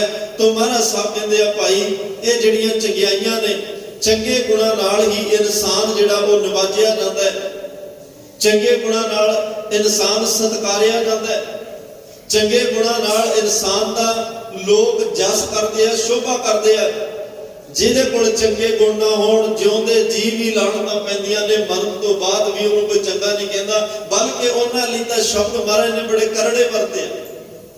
ਕਬੀਰ ਸਾਖਤ ਤੇ ਸੂਕਰ ਭਲਾ, ਸਾਖਤ ਬੰਦਾ ਜਿਨ੍ਹਾਂ ਕੋਲੇ ਚੰਗਾ ਗੁਣ ਕੋਈ ਨਾ ਹੋਵੇ, ਜਿਨ੍ਹਾਂ ਦੇ ਕੋਲੇ ਕੋਈ ਰੱਬੀ ਰਹਿਮਤ ਨਾ ਹੋਵੇ, ਕੋਈ ਚੰਗੀ ਸੰਗਤ ਨਾ ਹੋਵੇ, ਚੰਗੇ ਗੁਣ ਨਾ ਹੋਣ, ਉਹਨਾਂ ਨੂੰ ਸਾਖਤ ਕਿਹਾ। ਸਾਖਤ ਤੇ ਸੂਕਰ ਭਲਾ, ਇਹੋ ਜੇ ਬੁਰੇ ਆਚਰਣ ਵਾਲੇ, ਬੁਰੇ ਵਿਚਾਰ, ਬੁਰੇ ਕਿਰਦਾਰ ਵਾਲੇ ਲੋਕਾਂ ਨਾਲੋਂ ਤਾਂ ਸੂਰ ਭਲਾ ਹੈ। ਰਾਖੈ ਹਾਛਾ ਗਾਓ, ਜਿੱਥੇ ਗੰਦਗੀ ਦੇ ਢੇਰ ਲੱਗਿਆ ਉਹਨੂੰ ਸਾਫ਼ ਕਰ ਦਿੰਦਾ, ਉਸ ਜਗ੍ਹਾ ਨੂੰ ਸਾਫ਼ ਕਰ ਦਿੰਦਾ। ਲੋਕ ਸੂਰ ਨੂੰ ਕਹਿੰਦੇ ਆ ਵੀ ਚਲੋ ਚੰਗਾ ਹੋ ਗਿਆ, ਇਹਨੇ ਸਫਾਈ ਕਰ ਦਿੱਤੀ। ਸਾਖਤ ਬਾਪਰਾ ਮਰ ਗਿਆ, ਕੋਈ ਨਾ ਲਹੈ ਨਾਓ। ਸਾਖਤ ਬੰਦਾ ਮਰ ਜਾਏ, ਲੋਕ 10ਵੇਂ ਦਿਨ ਤੋਂ ਬਾਅਦ ਉਹਦੀ ਗੱਲ ਕੋਈ ਨਹੀਂ ਕਰਦਾ ਭੋਗ ਤੋਂ ਬਾਅਦ। ਜੇ ਕਿਤੇ ਸੂਰ ਮਰ ਜਾਏ, ਉਹਨੂੰ ਵੀ ਲੋਕ ਯਾਦ ਕਰ ਲੈਂਦੇ ਆ ਵੀ ਰੋਜ਼ ਗੰਦਗੀ ਸਾਫ਼ ਕਰਦਾ ਸੀ, ਹੁਣ ਮਰ ਗਿਆ ਤੇ ਹੁਣ ਉਹਨੂੰ ਵੀ ਲੋਕ ਯਾਦ ਕਰਦੇ ਆ। ਸਾਖਤ ਤੇ ਸ਼ੁਕਰ ਭਲਾ, ਜੇ ਚੰਗੇ ਗੁਣ ਭਾਈ ਨਹੀਂ ਹੋਣਗੇ, ਕਿਸੇ ਨੇ ਨਾਂ ਨਹੀਂ ਲੈਣਾ, ਕਿਸੇ ਨੇ ਯਾਦ ਨਹੀਂ ਕਰਨਾ, ਕਿਸੇ ਨੇ ਚੰਗਾ ਨਹੀਂ ਕਹਿਣਾ। ਜੇ ਚੰਗੇ ਗੁਣ ਹੋਣਗੇ, ਫਿਰ ਮਹਾਰਾਜ ਕਹਿੰਦੇ ਸੱਚੇ ਮਾਰਗ ਚੱਲਦੇ ਉਸਤਤ ਕਰੇ ਜਹਾਨ। ਜਦੋਂ ਚੰਗੇ ਗੁਣਾਂ ਦਾ ਧਾਰਨੀ ਹੋਏਗਾ, ਜਿਉਂਦੇ ਜੀਵ ਵੀ ਮਾਨ ਸਨਮਾਨ ਚ ਕਮੀ ਨਹੀਂ ਰਹੇਗੀ, ਮਰਨ ਤੋਂ ਬਾਅਦ ਵੀ ਤੈਨੂੰ ਯਾਦ ਰੱਖਿਆ ਜਾਏਗਾ, ਤੇਰੇ ਗੁਣਾਂ ਨੂੰ ਪਿਆਰ ਸਤਿਕਾਰ ਮਿਲਦਾ ਰਹੇਗਾ। ਜਿਵੇਂ ਇੱਕ ਫੁੱਲ ਹੁੰਦਾ ਹੈ, ਫੁੱਲ ਜਿਉਂਦਾ ਹੋਵੇ ਤਾਂ ਵੀ ਉਸ ਫੁੱਲ ਦੀਆਂ ਸੁਗੰਧੀਆਂ ਲੋਕ ਮਾਣਦੇ ਆ। ਫੁੱਲ ਮਰ ਜਾਏ, ਕੁਮਲਾ ਜਾਏ, ਉਹਦਾ ਅਰਕ ਕੱਢ ਕੇ ਲੋਕ ਤਾਂ ਵੀ ਉਹਦੀਆਂ ਸੁਗੰਧੀਆਂ ਮਾਣਦੇ ਆ। ਜਿਵੇਂ ਭਾਈ ਸਾਹਿਬ ਭਾਈ ਵੀਰ ਸਿੰਘ ਨਾਮ, ਇਹਨਾਂ ਦਾ ਮੈਂ ਆਪ ਜੀ ਨੂੰ ਬੇਨਤੀ ਕਰਦਾ, ਪੜ੍ਹੇ ਲਿਖੇ ਬੈਠੇ ਹੋ, ਕਦੇ ਸਮਾਂ ਬਣੇ, ਸਮਾਂ ਨਹੀਂ ਸਮਾਂ ਬਣਾਓ, ਸਮਾਂ ਨਹੀਂ ਬਣਦਾ ਹੁੰਦਾ। ਚੰਗਿਆਈ ਇੱਕ ਮਹਾਰਾਜ ਦਾ ਬਚਨਾ, ਚੰਗਿਆਈ ਆਦਿਕ ਕਰੇ ਬੁਰਿਆਈ ਹੋਏ ਸ਼ੇਰ। ਚੰਗੇ ਕੰਮ ਲਈ ਬੰਦਾ ਆਲਸ ਕਰਦਾ, ਮਾੜੇ ਕੰਮ ਲਈ ਇਹ ਸ਼ੇਰ ਹੋ ਜਾਂਦਾ। ਮਾੜੇ ਕੰਮ ਨੂੰ ਤਾਂ ਮਹਾਰਾਜ ਕਹਿੰਦੇ ਬੁਰੇ ਕੰਮ ਕੋ ਉੱਠ ਖਲੋਇਆ, ਨਾਮ ਕੀ ਬੇਲਾ ਪੈ ਪੈ ਸੋਇਆ। ਬੁਰੇ ਕੰਮ ਲਈ ਜਾਣਾ ਹੋਵੇ, ਰਾਤਾਂ ਵੀ ਜਾਗ ਪੈਂਦਾ, ਸਾਰੀ ਸਾਰੀ ਰਾਤ ਮੀਂਹ ਹਨੇਰੀ ਠੰਡ ਵਿੱਚ ਲੱਗ ਜਾਏ, ਕੋਈ ਪਰਵਾਹ ਨਹੀਂ, ਪਰ ਨਾਮ ਕੀ ਬੇਲਾ ਪੈ ਪੈ ਸੋਇਆ। ਜਦੋਂ ਇਹਨੂੰ ਕਹੀਏ ਵੀ ਨਾਮ ਜਪ ਬਾਣੀ ਪੜੋ, ਤਾਂ ਕਹਿੰਦਾ ਜੀ ਗੁਟਕਾ ਸਾਹਿਬ ਜਿਵੇਂ ਹੀ ਫੜਦਾ ਉਹਦੇ ਨੀਂਦ ਆਉਣ ਲੱਗ ਜਾਂਦੀ, ਜਿਵੇਂ ਹੀ ਮੈਂ ਵਾਹਿਗੁਰੂ ਵਾਹਿਗੁਰੂ ਕਰਦਾ ਉਵੇਂ ਨੀਂਦ ਆਉਣ ਲੱਗ ਜਾਂਦੀ ਹੈ। ਕਦੇ ਕਿਸੇ ਨੇ ਨਹੀਂ ਕਿਹਾ ਕਿ ਜਦੋਂ ਅਸੀਂ ਸੰਸਾਰ ਦੀਆਂ ਗੱਲਾਂ ਕਰਦੇ ਹਾਂ ਨੀਂਦ ਆਉਂਦੀ ਹੈ, ਜਦੋਂ ਟੀਵੀ ਦੇਖਦੇ ਹਾਂ ਨੀਂਦ ਆਉਂਦੀ ਹੈ, ਜਦੋਂ ਕਿਸੇ ਦੀ ਚੁਗਲੀ ਕਰਦੇ ਹਾਂ ਨੀਂਦ ਆਉਂਦੀ ਹੈ, ਜਦੋਂ ਕਿਸੇ ਦੀ ਨਿੰਦਿਆ ਕਰਦੇ ਹਾਂ ਜਾਂ ਸੁਣਦੇ ਹਾਂ ਉਦੋਂ ਨੀਂਦ ਆਉਂਦੀ ਹੈ, ਜਦੋਂ ਬਾਣੀ ਪੜ੍ਹਦੇ ਹਾਂ ਨੀਂਦ ਉਦੋਂ ਹੀ ਆਉਂਦੀ ਹੈ। ਚੰਗਿਆਈ ਆਲਸ ਕਰੇ, ਚੰਗਿਆਈ ਆਵੇ ਕਰੇ ਬੁਰਾਈ ਹੋਏ ਸ਼ੇਰ। ਮਹਾਰਾਜ ਕਹਿੰਦੇ ਬੁਰਾਈਆਂ ਲਈ ਇਹ ਬੱਬਰ ਸ਼ੇਰ ਬਣ ਜਾਂਦਾ ਹੈ, ਪਰ ਚੰਗਿਆਈਆਂ ਵਾਸਤੇ ਆਲਸ ਦੇ ਵਿੱਚ ਚਲਾ ਜਾਂਦਾ ਹੈ। ਤੇ ਇੱਕ ਫੁੱਲ ਦੀ ਉਦਾਹਰਨ ਬੜੇ ਕਮਾਲ ਦੀ ਦਿੱਤੀ, ਇਨਸਾਨ ਗੁਣ ਚੰਗੇ ਹੋਣ, ਉਮਰਾਂ ਵੱਡੀਆਂ ਛੋਟੀਆਂ ਦਾ ਤਕਾਜ਼ਾ ਨਹੀਂ। ਅਸੀਂ ਕਹਿੰਦੇ ਹਾਂ ਸਾਡੀ ਸਿਹਤ ਚੰਗੀ ਹੋਵੇ, ਰੱਖਣੀ ਚਾਹੀਦੀ ਹੈ, ਪਰਮਾਤਮਾ ਦੀਆਂ ਦਾਤਾਂ ਨੇ। ਦੁੱਖ ਸੁੱਖ ਦੋਇਦਾਰ ਕੱਪੜੇ ਪਹਿਰੇ ਜਾਏ ਮਨੁੱਖ, ਉਮਰਾਂ ਰੱਬ ਦੇ ਹੱਥ ਵਿੱਚ ਨੇ, ਕਿਹਨੂੰ ਕਿੰਨੀ ਦੇਣੀ ਹੈ। ਇੱਥੇ ਸਾਡਾ ਕੋਈ ਜ਼ੋਰ ਨਹੀਂ, ਜ਼ੋਰ ਨਾ ਜੀਵਨ ਮਰਨ ਦਾ ਜ਼ੋਰ। ਸਿਰਫ ਜਨਮ ਤੋਂ ਲੈ ਕੇ ਮੌਤ ਤੱਕ ਦਾ ਜਿਹੜਾ ਵਿਚਲਾ ਸਫ਼ਰ ਹੈ ਨਾ, ਜਿਹਨੂੰ ਜੀਵਨ ਕਿਹਾ ਜਾਂਦਾ ਹੈ, ਇਹਨੂੰ ਅਸੀਂ ਚੰਗੀ ਸਿਹਤ ਲੈ ਕੇ, ਚੰਗੇ ਗੁਣ ਧਾਰਨ ਕਰਕੇ, ਚੰਗੇ ਲੋਕਾਂ ਵਿੱਚ ਬੈਠ ਕੇ ਇਹਨੂੰ ਚੰਗਾ ਕਰ ਸਕਦੇ ਹਾਂ। ਬਾਕੀ ਹੋਰ ਗੱਲਾਂ ਤਾਂ ਸਾਰੀਆਂ ਪਰਮਾਤਮਾ ਦੇ ਹੱਥ ਵਿੱਚ ਨੇ। ਇਹ ਵੀ ਸਬੱਬ ਪਰਮਾਤਮਾ ਹੀ ਬਣਾਉਂਦਾ। ਭਾਈ ਵੀਰ ਸਿੰਘ ਇੱਕ ਬਗੀਚੀ 'ਚ ਗਏ, ਫੁੱਲ ਖਿੜਿਆ ਹੋਇਆ ਦੇਖਿਆ ਉਹਨਾਂ ਨੇ, ਬੜਾ ਸੋਹਣਾ ਲੱਗਿਆ। ਕੁਝ ਸਮਾਂ ਰੁਕੇ, ਉਹਦੀ ਸੁਗੰਧੀ ਮਾਣੀ, ਉਹਦੀ ਸੁਹੱਪਣ ਨੂੰ ਤੱਕਿਆ, ਗਦਗਦ ਹੋਏ ਤੇ ਚਲੇ ਗਏ। ਦੂਸਰੇ ਦਿਨ ਆਏ, ਫੁੱਲ ਦੇ 2-3 ਪੱਤੇ ਚੜੇ ਹੋਏ ਨੇ। ਫਿਰ ਬੜੀ ਗੌਰ ਨਾਲ ਤੱਕਿਆ ਉਹਨਾਂ ਨੇ। ਦੇਖਣ ਤੋਂ ਬਾਅਦ ਉਸ ਫੁੱਲ ਨੂੰ ਫਿਰ ਅੱਗੇ ਚਲੇ ਗਏ। ਤੀਸਰੇ ਦਿਨ ਆਏ, ਫੁੱਲ ਅੱਧਾ ਝੜ ਚੁੱਕਿਆ, ਅੱਧਾ ਬਚਿਆ। ਭਾਈ ਵੀਰ ਸਿੰਘ ਬੋਲੇ ਕੁਛ ਨਹੀਂ, ਪਰ ਵੇਖਦੇ ਰਹੇ, ਵੇਖ ਕੇ ਚਲੇ ਗਏ। ਚੌਥੇ ਦਿਨ ਆਏ, ਫੁੱਲ ਪੂਰਾ ਝੜ ਚੁੱਕਿਆ, ਸਿਰਫ ਉਹਦਾ ਨਿੱਕਾ ਜਿਹਾ ਵਜੂਦ ਬਚਿਆ ਹੈ। ਅੱਜ ਭਾਈ ਵੀਰ ਸਿੰਘ ਨੇ ਪੁੱਛਿਆ ਉਸ ਫੁੱਲ ਨੂੰ, ਇਹ ਗੁਲਾਬ ਦੇ ਫੁੱਲ, ਮੈਂ 4 ਦਿਨ ਪਹਿਲਾਂ ਆਇਆ, ਬਹੁਤ ਸੋਹਣਾ ਤੂੰ ਖਿੜਿਆ ਲੱਗ ਰਿਹਾ ਸੀ, ਬੜੀ ਸੁਗੰਧੀ ਆ ਰਹੀ, ਬੜਾ ਸੁਹਾਵਣ, ਬੜਾ ਖੇੜਾ ਸੀ ਤੇਰੇ ਤੇ। ਇਹ ਸਭ ਕੁਝ ਕਿਸ ਤੋਂ ਲਿਆ? ਉਹਨੇ ਕਿਹਾ ਜੀ ਮੈਨੂੰ ਸੁਹਾਵਣ, ਮੈਨੂੰ ਅਸਲ ਵਿੱਚ ਜੀਵਨ ਜਿਹੜਾ ਦਿੱਤਾ ਉਹ ਪ੍ਰਮਾਤਮਾ ਨੇ ਦਿੱਤਾ। ਤੇ ਉਹਨੇ ਕਿਹਾ ਵੀ ਇੰਨੀ ਸੁਹਾਵਣਤਾ ਕਿਤੋਂ ਲਈ? ਇਹ ਕਹਿੰਦੇ ਵੀ ਪ੍ਰਮਾਤਮਾ ਨੇ ਦਿੱਤੀ। ਗੁਲਾਬ ਦੇ ਫੁੱਲ ਨੂੰ ਪੁੱਛਿਆ ਵੀ ਇੰਨੀ ਸੁਗੰਧੀ ਤੇਰੇ ਵਿੱਚ, ਇਹ ਕਿਤੇ ਤੋਂ ਲਈ? ਉਹਨੇ ਕਿਹਾ ਜੀ ਇਹ ਵੀ ਪਰਮਾਤਮਾ ਨੇ ਦਿੱਤੀ। ਤੇ ਭਾਈ ਵੀਰ ਸਿੰਘ ਕਹਿੰਦੇ ਤੈਨੂੰ ਜਨਮ ਪਰਮਾਤਮਾ ਨੇ ਦਿੱਤਾ, ਜੀਵਨ ਪਰਮਾਤਮਾ ਨੇ ਦਿੱਤਾ, ਤੈਨੂੰ ਸੁਹੱਪਣ ਸੁੰਦਰਤਾ ਪਰਮਾਤਮਾ ਨੇ ਦਿੱਤੀ, ਤੈਨੂੰ ਇੰਨਾ ਖੇੜਾ ਪਰਮਾਤਮਾ ਨੇ ਦਿੱਤਾ, ਤੈਨੂੰ ਸੁਗੰਧੀਆਂ ਪਰਮਾਤਮਾ ਨੇ ਦਿੱਤੀਆਂ। ਇੰਨਾ ਕੁਝ ਪਰਮਾਤਮਾ ਤੋਂ ਲੈਣ ਵਾਲਿਆ ਉਮਰ ਥੋੜੀ ਕਿਉਂ ਲਈ? ਉਮਰ ਦੇ ਵੀ 4 ਦਿਨ ਵੱਧ ਲੈ ਲੈਂਦਾ। ਉਮਰ 4 ਦਿਨਾਂ ਦੀ ਕਿਉਂ ਲਈ? ਉਮਰ ਵੀ ਵੱਧ ਲੈ ਲੈਂਦਾ। ਤੇ ਉਸ ਗੁਲਾਬ ਦੇ ਫੁੱਲ ਨੇ ਫਿਰ ਜਵਾਬ ਬੜੇ ਕਮਾਲ ਦਾ ਦਿੱਤਾ। ਕਹਿਣ ਲੱਗੇ ਭਾਈ ਸਾਹਿਬ ਗੱਲ ਸੁਣੋ, ਗੱਲ ਉਮਰ ਵੱਡੀ ਛੋਟੀ ਦੀ ਨਹੀਂ। ਤੁਸੀਂ ਮੇਰੀ ਉਮਰ ਨਾ ਦੇਖੋ, ਮੇਰੇ ਗੁਣ ਵੇਖੋ, ਮੇਰੀਆਂ ਚੰਗਿਆਈਆਂ ਵੇਖੋ। ਮੈਂ ਬੇਸ਼ੱਕ 4 ਦਿਨ ਜਿਉਇਆ, ਮੈਂ 4 ਦਿਨਾਂ ਦੀ ਜ਼ਿੰਦਗੀ ਵਿੱਚ ਜਿਉਂਦੇ ਹੋਏ ਵੀ ਲੋਕਾਂ ਨੂੰ ਖੁਸ਼ਬੂਆਂ ਵੰਡੀਆਂ ਨੇ। ਅੱਜ ਮੈਂ ਚਲਾ ਗਿਆ, ਮੇਰਾ ਵਜੂਦ ਨਹੀਂ, ਲੋਕਾਂ ਮੇਰਾ ਅਰਕ ਕੱਢ ਲੈਣਾ, ਮੈਂ ਮਰਨ ਤੋਂ ਬਾਅਦ ਵੀ ਲੋਕਾਂ ਨੂੰ ਸੁਗੰਧੀਆਂ ਵੰਡਦਾ ਰਹਾਂ। ਤੁਸੀਂ ਮੇਰੇ ਗੁਣ ਵੇਖੋ, ਮੇਰੀ ਉਮਰ ਨਾ ਵੇਖੋ।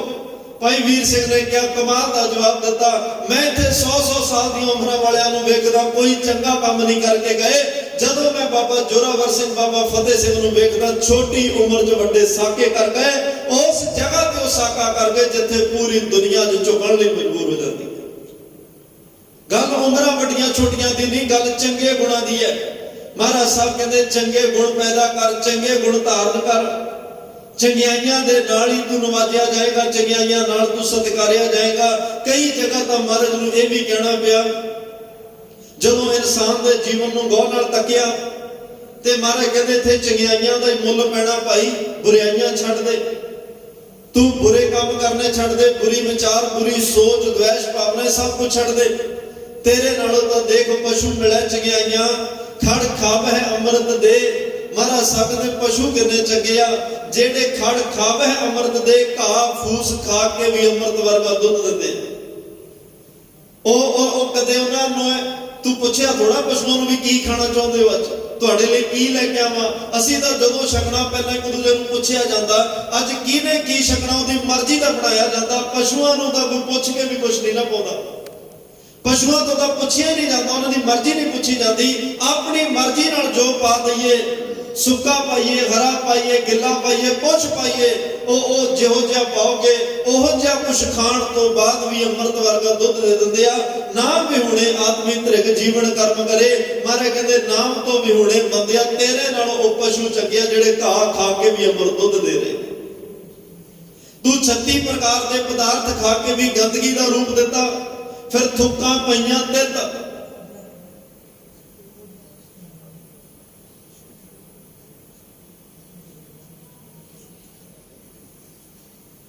ਤਾਂ ਮਹਾਰਾਜ ਸਾਹਿਬ ਕਹਿੰਦੇ ਆ ਜਿਹੜੇ ਨਾ ਵਿਹੂਣੇ ਲੋਕ ਨੇ ਉਹਨਾਂ ਨਾਲੋਂ ਭਾਈ ਪਸ਼ੂ ਚੰਗੇ ਜਿਹੜੇ ਅੰਮ੍ਰਿਤ ਵਰਗਾ ਦੁੱਧ ਬਖਸ਼ਦੇ ਆ।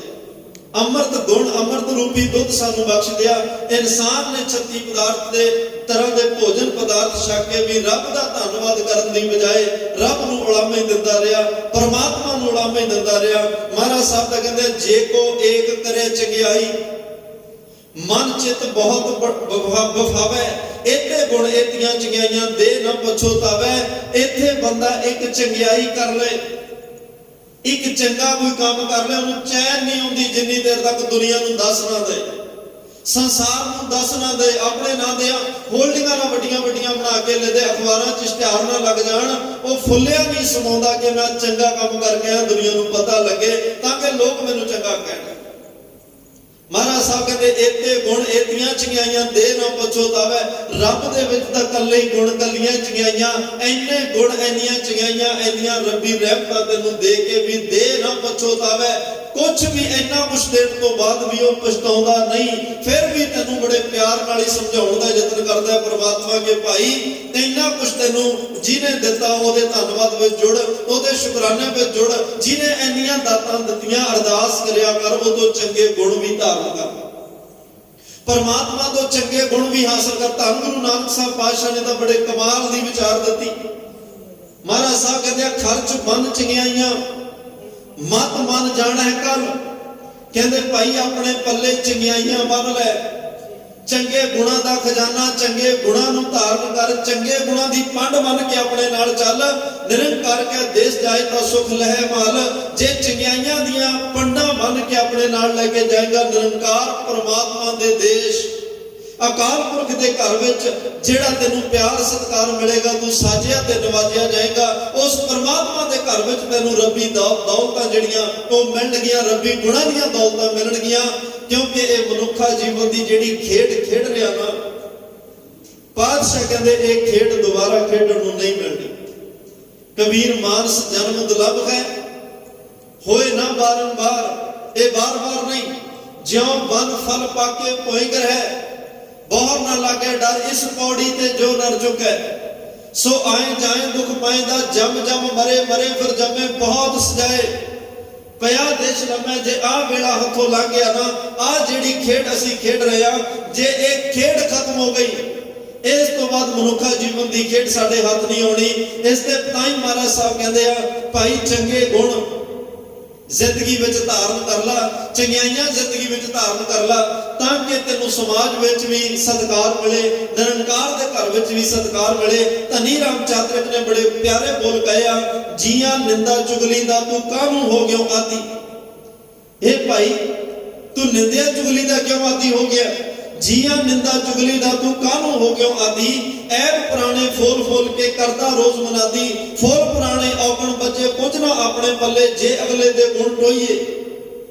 ਸਾਹਮਣੇ ਵਾਲੇ ਦੇ ਗੁਣ ਵੀ ਤਾਂ ਹੁੰਦੇ ਆ ਨਾ, ਪਰ ਮਹਾਰਾਜ ਸਾਹਿਬ ਕਹਿੰਦੇ ਅਸੀਂ ਤਾਂ ਕਈ ਵਾਰ ਇਨਸਾਨ ਆਪਣੇ ਗੁਣ ਦੇ ਅਗਲੇ ਦੇ ਔਗਣ ਵੇਖਦਾ। ਉਹ 2-4 ਘੰਟੇ ਕਿਸੇ ਕੋਲੇ ਬੈਠੇ ਤਾਂ ਉਹ ਕੋਸ਼ਿਸ਼ ਕਰਦੇ ਦੀ ਕਮਜ਼ੋਰੀ ਕੋਈ ਲੱਭੇ, ਇਹ ਕੋਈ ਗਲਤ ਗੱਲ ਕਰੇ, ਇਹ ਕੋਈ ਮਾੜਾ ਸ਼ਬਦ ਬੋਲੇ, ਜਿਹਨੂੰ ਮੈਂ ਹਾਈਲਾਈਟ ਕਰਕੇ ਫਿਰ ਉਹ ਮੁੱਦਾ ਬਣਾ ਕੇ ਇਹਨੂੰ ਨੀਵਾਂ ਦਿਖਾਵਾਂ। ਮਹਾਰਾਜ ਸਾਹਿਬ ਕਹਿੰਦੇ ਅੱਜ ਧਨੀ ਰਾਮ ਚਾਤ੍ਰਿਕ ਦੇ ਬੋਲ ਆ, ਜੇ ਅਗਲੇ ਦੇ ਗੁਣ ਟੋਈਏ ਤਾਂ ਠੰਡ ਪਏ ਇਸ ਗੱਲੇ। ਜੇ ਕਿਸੇ ਦੇ ਅਸੀਂ ਗੁਣ ਵੇਖਣ ਲੱਗ ਪਈਏ, ਉਹਦੇ ਗੁਣਾਂ ਵਿੱਚੋਂ ਕੋਈ ਗੁਣ ਇਹੋ ਜਿਹਾ ਮਿਲੇਗਾ ਜਿਹੜਾ ਸਾਡੇ ਵਿੱਚ ਨਹੀਂ ਹੁੰਦਾ। ਕਿਉਂਕਿ ਪ੍ਰਮਾਤਮਾ ਨੇ ਹਰ ਇੱਕ ਨੂੰ ਇੱਕ ਵਰਗਾ ਦੂਸਰਾ ਨਹੀਂ ਬਣਾਇਆ। ਸਾਡੇ ਕੱਦ ਨਹੀਂ ਰਲਦੇ, ਸਾਡੀਆਂ ਸ਼ਕਲਾਂ ਨਹੀਂ ਰਲਦੀਆਂ, ਸਾਡੇ ਰੰਗ ਨਹੀਂ ਰਲਦੇ, ਸਾਡੀ ਆਵਾਜ਼ ਨਹੀਂ ਰਲਦੀ, ਸਾਡੀਆਂ ਹੱਥਾਂ ਦੀਆਂ ਲਕੀਰਾਂ ਨਹੀਂ ਰਲਦੀਆਂ। ਜੇ ਤੁਸੀਂ ਸਭ ਕੁਝ ਰਲਾ ਵੀ ਲਓਗੇ, ਮਹਾਰਾਜ ਕਹਿੰਦੇ ਵਿਚਾਰ ਤਾਂ ਸਾਰਿਆਂ ਦੇ ਅਲੱਗ-ਅਲੱਗ ਨੇ। ਮਨ ਮੰਤਰ ਜਿਹੜਾ ਮਨ ਮੰਦਰ ਵਿੱਚ ਅੰਤਰ ਆਤਮਾ, ਉਹ ਤਾਂ ਸਾਰਿਆਂ ਦੇ ਅਲੱਗ-ਅਲੱਗ ਹੈ। ਪਰਮਾਤਮਾ ਦੀ ਕਲਾਕਾਰੀ ਵੇਖੋ, 84 ਲੱਖ ਜੂਨ ਬਣਾਈ, ਇੱਕ ਵਰਗਾ ਦੂਜਾ ਕੋਈ ਨਹੀਂ। अलग अलग सारे माटी एक अनेक भांत कर साजी साजनहार है। धनी राम चातरा कहता पर जे कुछ ऐबां उत्ते पड़दा पा चुप करिए, पर जे कुछ ऐबां उत्ते पड़दा पा चुप करिए, नेकी बदी दोहां तो न्यारे रहिए बैठ सकले। जे असी किसी दे औगणा ते पड़दा पा के चुप कर जाइए, नेकी ते बदी चंगे माड़े तो ऊपर उठ जाइए कि असी की लेना, आपन गिरीवान मैं सिर नीवा कर देख, मैं अपना आप सवारना। ते बाबा साहब ने तो कह भी दिता, आप सवारे मैं मिले, मैं मिलिया सुख होए। फरीदा जे तू मेरा होए रहे सब जग तेरा होए। इत्थे अपने आप नूं सवारन दी गल है, पर दुनिया अज दूजियां नूं सवारन लगी हुई है।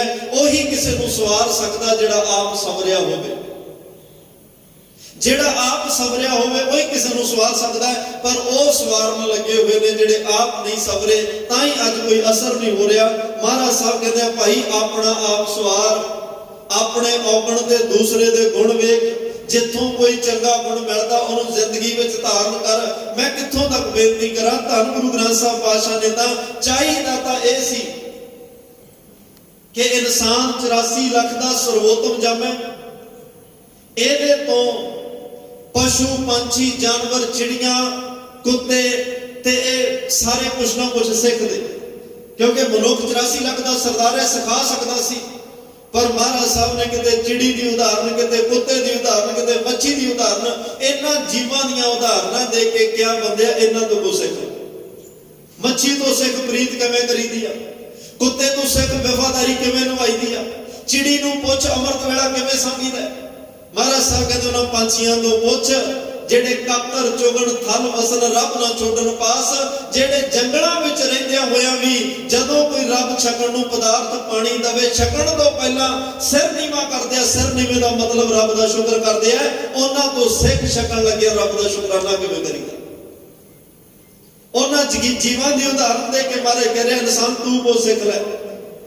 ओ किन्ने चंगे पंछी आ तेरे नालों जेड़े निखित जूना विच रह के भी परमात्मा दा शुकराना कर रहे आ। मच्छी पानी नाल प्रीत किवें निभा जांदी आ, कुत्ता मालक नाल वफादारी किवें निभाउंदा। ना ते तो मच्छी वर्गी रब नाल प्रीत निभाई गई, ना ते तो कुत्ते वर्गी रब नाल गुरु नाल वफादारी निभाई गई, ना चिड़ी चौकी पौ फुटी। मीह नेरी सर्दी गर्मी कुछ होवे, चिड़ियां पौ फटाले अमृत वेले बोल पैंदियां ने। महाराज साहब कहते तेरे मौसम के हिसाब नाल अमृत वेला तेरा बदल जाता है, कम्मां के हिसाब नाल अमृत वेला तेरा बदल जाता है। चिड़ियां तो सिख अमृत वेले जाग के गुरु की इबादत च किवें जुड़ीदा, बंबीहे तो सिख अमृत वेले जाग के रब नूं किवें पुकारीदा है। जीवां दी उदाहरण दे के इंसान नूं समझाया गया। खैर विषय बड़े लंबेरे हुंदे ने, बड़े गंभीर समय का भी ख्याल हुंदा है। समझण लई तां एक अखर एक शब्द ही बहुत है, किनका एक जिस जीव वसावै ताकि महिमा गनी ना एक अखर हर मन वस्त, नाल बहुत निहाल एक शब्द मेरा प्राण वस्त है। बहुत जन्म ना आवा। अपने जीवन नूं सफल कर लई जिवें 5 किलो दुध नूं जाग लाउणा होवे ते 5 किलो जाग दी लोड़ नहीं पैंदी। 5 किलो दुध होवे, 10 किलो दुध होवे, उहनूं 10 किलो जाग की लोड़ नहीं पैंदी। जाग तक गिणका मात्र ही हुंदा है। वो 10 किलो दुध का जीवन पलट जाता है। महाराज साहब कहते कोई गल नहीं जे 1430 अंग तेरे तो नहीं पढ़े जाते, तेनू नहीं याद होंदे, नहीं समझ आउंदे, नहीं तू पढ़ सकदा, एक किणका तां लई सकदा ना। इस 1430 अंग दे विचों, इस ग्रंथ समुंदर दे विचों, इस ब्रह्म विचार दे विचों, इस बाणी गुरु है बाणी दे अथाह समुंदर विचों एक किणका ही अपने पल्ले बन के लै जा। एक किणके ने तेरा जीवन बदल के रख दे। वो किणका तां वाहिगुरू शब्द है ना, जेड़े वाहिगुरू शब्द दी अज जिहड़ी विचार है पाठ साहिबान वो बख्श रहे हैं सानू परमात्मा दे नाल जुड़न दा, उस वाहिगुरू दे गुण गाउण दा जिहड़ा सदा दे रहे ने, सानू प्रेरणा दे रहे हैं। अज धन गुरु रामदास महाराज दे चरनां नाल जुड़ के साडे ते बड़े रहमत भरे बचन साडी झोली च पा रहे आ। किते इंसान तेरा भी गुरु रामदास प्रति भरोसा बन जाए, विश्वास बन जाए, जिवें साडा गुरु रामदास दे भरोसा टिकिया इवें तेरा भी बन जाए। उन्हां दे अज मुबारक वचन ने, राम नाम परम धाम सुध बुद्ध निरीकार।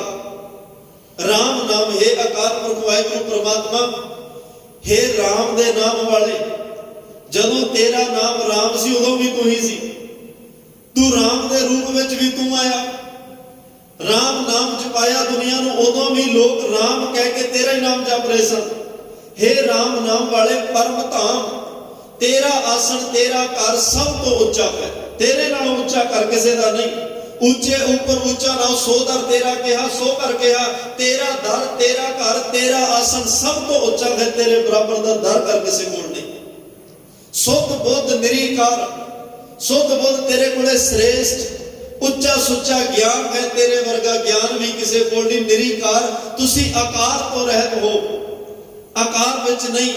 ਜਿਸ ਦਿਨ ਰੱਬ ਆਕਾਰ ਵਿੱਚ ਆ ਗਿਆ ਫਿਰ ਸੀਮਾ ਚ ਆਏਗਾ, ਹੱਦ ਵਿੱਚ ਆਏਗਾ। ਜਿਸ ਦਿਨ ਰੱਬ ਆਕਾਰ ਹੱਦ ਸੀਮਾ ਚ ਆ ਗਿਆ ਉਸ ਦਿਨ ਫਿਰ ਉਹ ਜਨਮ ਮਰਨ ਵਿੱਚ ਵੀ ਆਏਗਾ। ਤੇ ਰੱਬ ਕਾਹਦਾ ਜਿਹੜਾ ਜੰਮੇ ਤੇ ਮਰੇ, ਜਿਹੜਾ ਅੱਜ ਹੈ ਤੇ ਕੱਲ ਨਹੀਂ ਹੋਏਗਾ। ਰੱਬ ਤਾਂ ਉਹ ਹੁੰਦਾ ਹੈ ਜਿਹੜਾ ਆਦ ਕਾਲ ਤੋਂ ਇੱਕ ਰਸ ਨਿਰੰਤਰ ਸਰਬ ਜਗ੍ਹਾ ਵਿਆਪਕ ਹੋ ਕੇ ਵਰਤ ਰਿਹਾ। ਉਹ ਰੱਬ ਹੁੰਦਾ ਹੈ ਜਿਹੜਾ ਇੱਕੋ ਹੀ ਰਸ ਹੋ ਕੇ ਵਰਤ ਰਿਹਾ ਹੈ। ਕਦੇ ਧੁੱਪ ਨਹੀਂ, ਕਦੇ ਛਾਂ ਨਹੀਂ, ਕਦੇ ਠੰਡ ਨਹੀਂ, ਕਦੇ ਗਰਮੀ ਨਹੀਂ, ਕਦੇ ਭੁੱਖਾ ਨਹੀਂ, ਕਦੇ ਪਿਆਸਾ ਨਹੀਂ। ਰੱਬ ਸੌਂਦਾ ਨਹੀਂ, ਰੱਬ ਜਾਗਦਾ ਨਹੀਂ। ਇਹ ਸਾਰੀਆਂ ਗੱਲਾਂ ਤੋਂ ਨਿਰਲੇਪ ਹੈ, ਬੇਸ਼ੁਮਾਰ। ਸਤਿਗੁਰੂ ਤੁਸੀਂ ਬੇਅੰਤ ਹੋ, ਅਕਾਲ ਪੁਰਖ ਤੁਸੀਂ ਬੇਅੰਤ ਹੋ।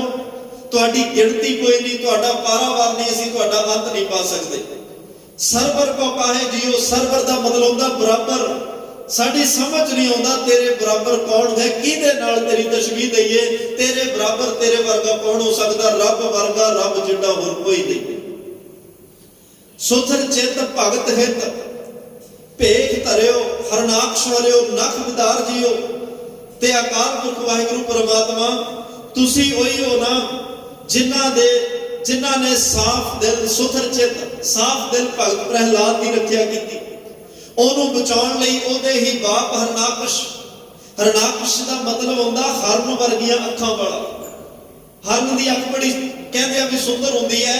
ਹਰਨ ਵਰਗੀਆਂ ਅੱਖਾਂ ਵਾਲਾ ਜਿਹੜਾ ਹੋਵੇ ਤੇ ਉਹਨੂੰ ਹਰਨਾਕਸ਼ ਕਿਹਾ ਜਾਂਦਾ ਹੈ। ਤੁਸੀਂ ਪ੍ਰਹਿਲਾਦ ਦੇ ਬਾਪ ਹਰਨਾਕਸ਼ ਨੂੰ ਇੱਕ ਸਾਫ਼ ਦਿਲ ਭਗਤ ਦੀ ਰੱਖਿਆ ਕਰਨ ਵਾਸਤੇ ਹਰਨਾਕਸ਼ ਹਰਿਓ ਨਖ ਵਿਦਾਰ ਜੀਓ, ਜਿਹੜਾ ਦਿਨ ਰਾਤ ਭਗਤ ਪ੍ਰਹਿਲਾਦ ਤੁਹਾਡਾ ਨਾਮ ਜਪ ਰਿਹਾ, ਤੁਹਾਡੇ ਤੇ ਵਿਸ਼ਵਾਸ ਪੂਰਨ ਭਰੋਸਾ ਰੱਖਿਆ ਹੋਇਆ ਹੈ, ਉਹਦੀ ਰੱਖਿਆ ਵਾਸਤੇ ਨਖ ਆਪਣੇ ਹੱਥਾਂ ਦੇ ਨਾਲ, ਨੌਹਾਂ ਦੇ ਨਾਲ ਉਹਨੂੰ ਪਾੜ ਕੇ ਆਪਣੇ ਪਿਆਰੇ ਦੀ ਲਾਜ ਰੱਖੀ, ਉਸ ਪਾਪੀ ਨੂੰ ਸਜ਼ਾ ਦਿੱਤੀ। ਤੇ ਮਹਾਰਾਜ ਅਕਾਲ ਪੁਰਖ ਵਾਹਿਗੁਰੂ ਪਰਮਾਤਮਾ ਭੱਟ ਸਾਹਿਬਾਨ ਕਹਿ ਰਹੇ ਆ, ਤੁਸੀਂ ਰਾਮ ਨਾਮ ਵਾਲੇ ਹੋ, ਤੁਸੀਂ ਤੁਹਾਡਾ ਆਸਣ ਉੱਚਾ, ਤੁਸੀਂ ਨਿਰਾਕਾਰ ਹੋ, ਤੁਹਾਡਾ ਅੰਤ ਕੋਈ ਨਹੀਂ, ਤੁਹਾਡੇ ਬਰਾਬਰ ਕੋਈ ਨਹੀਂ।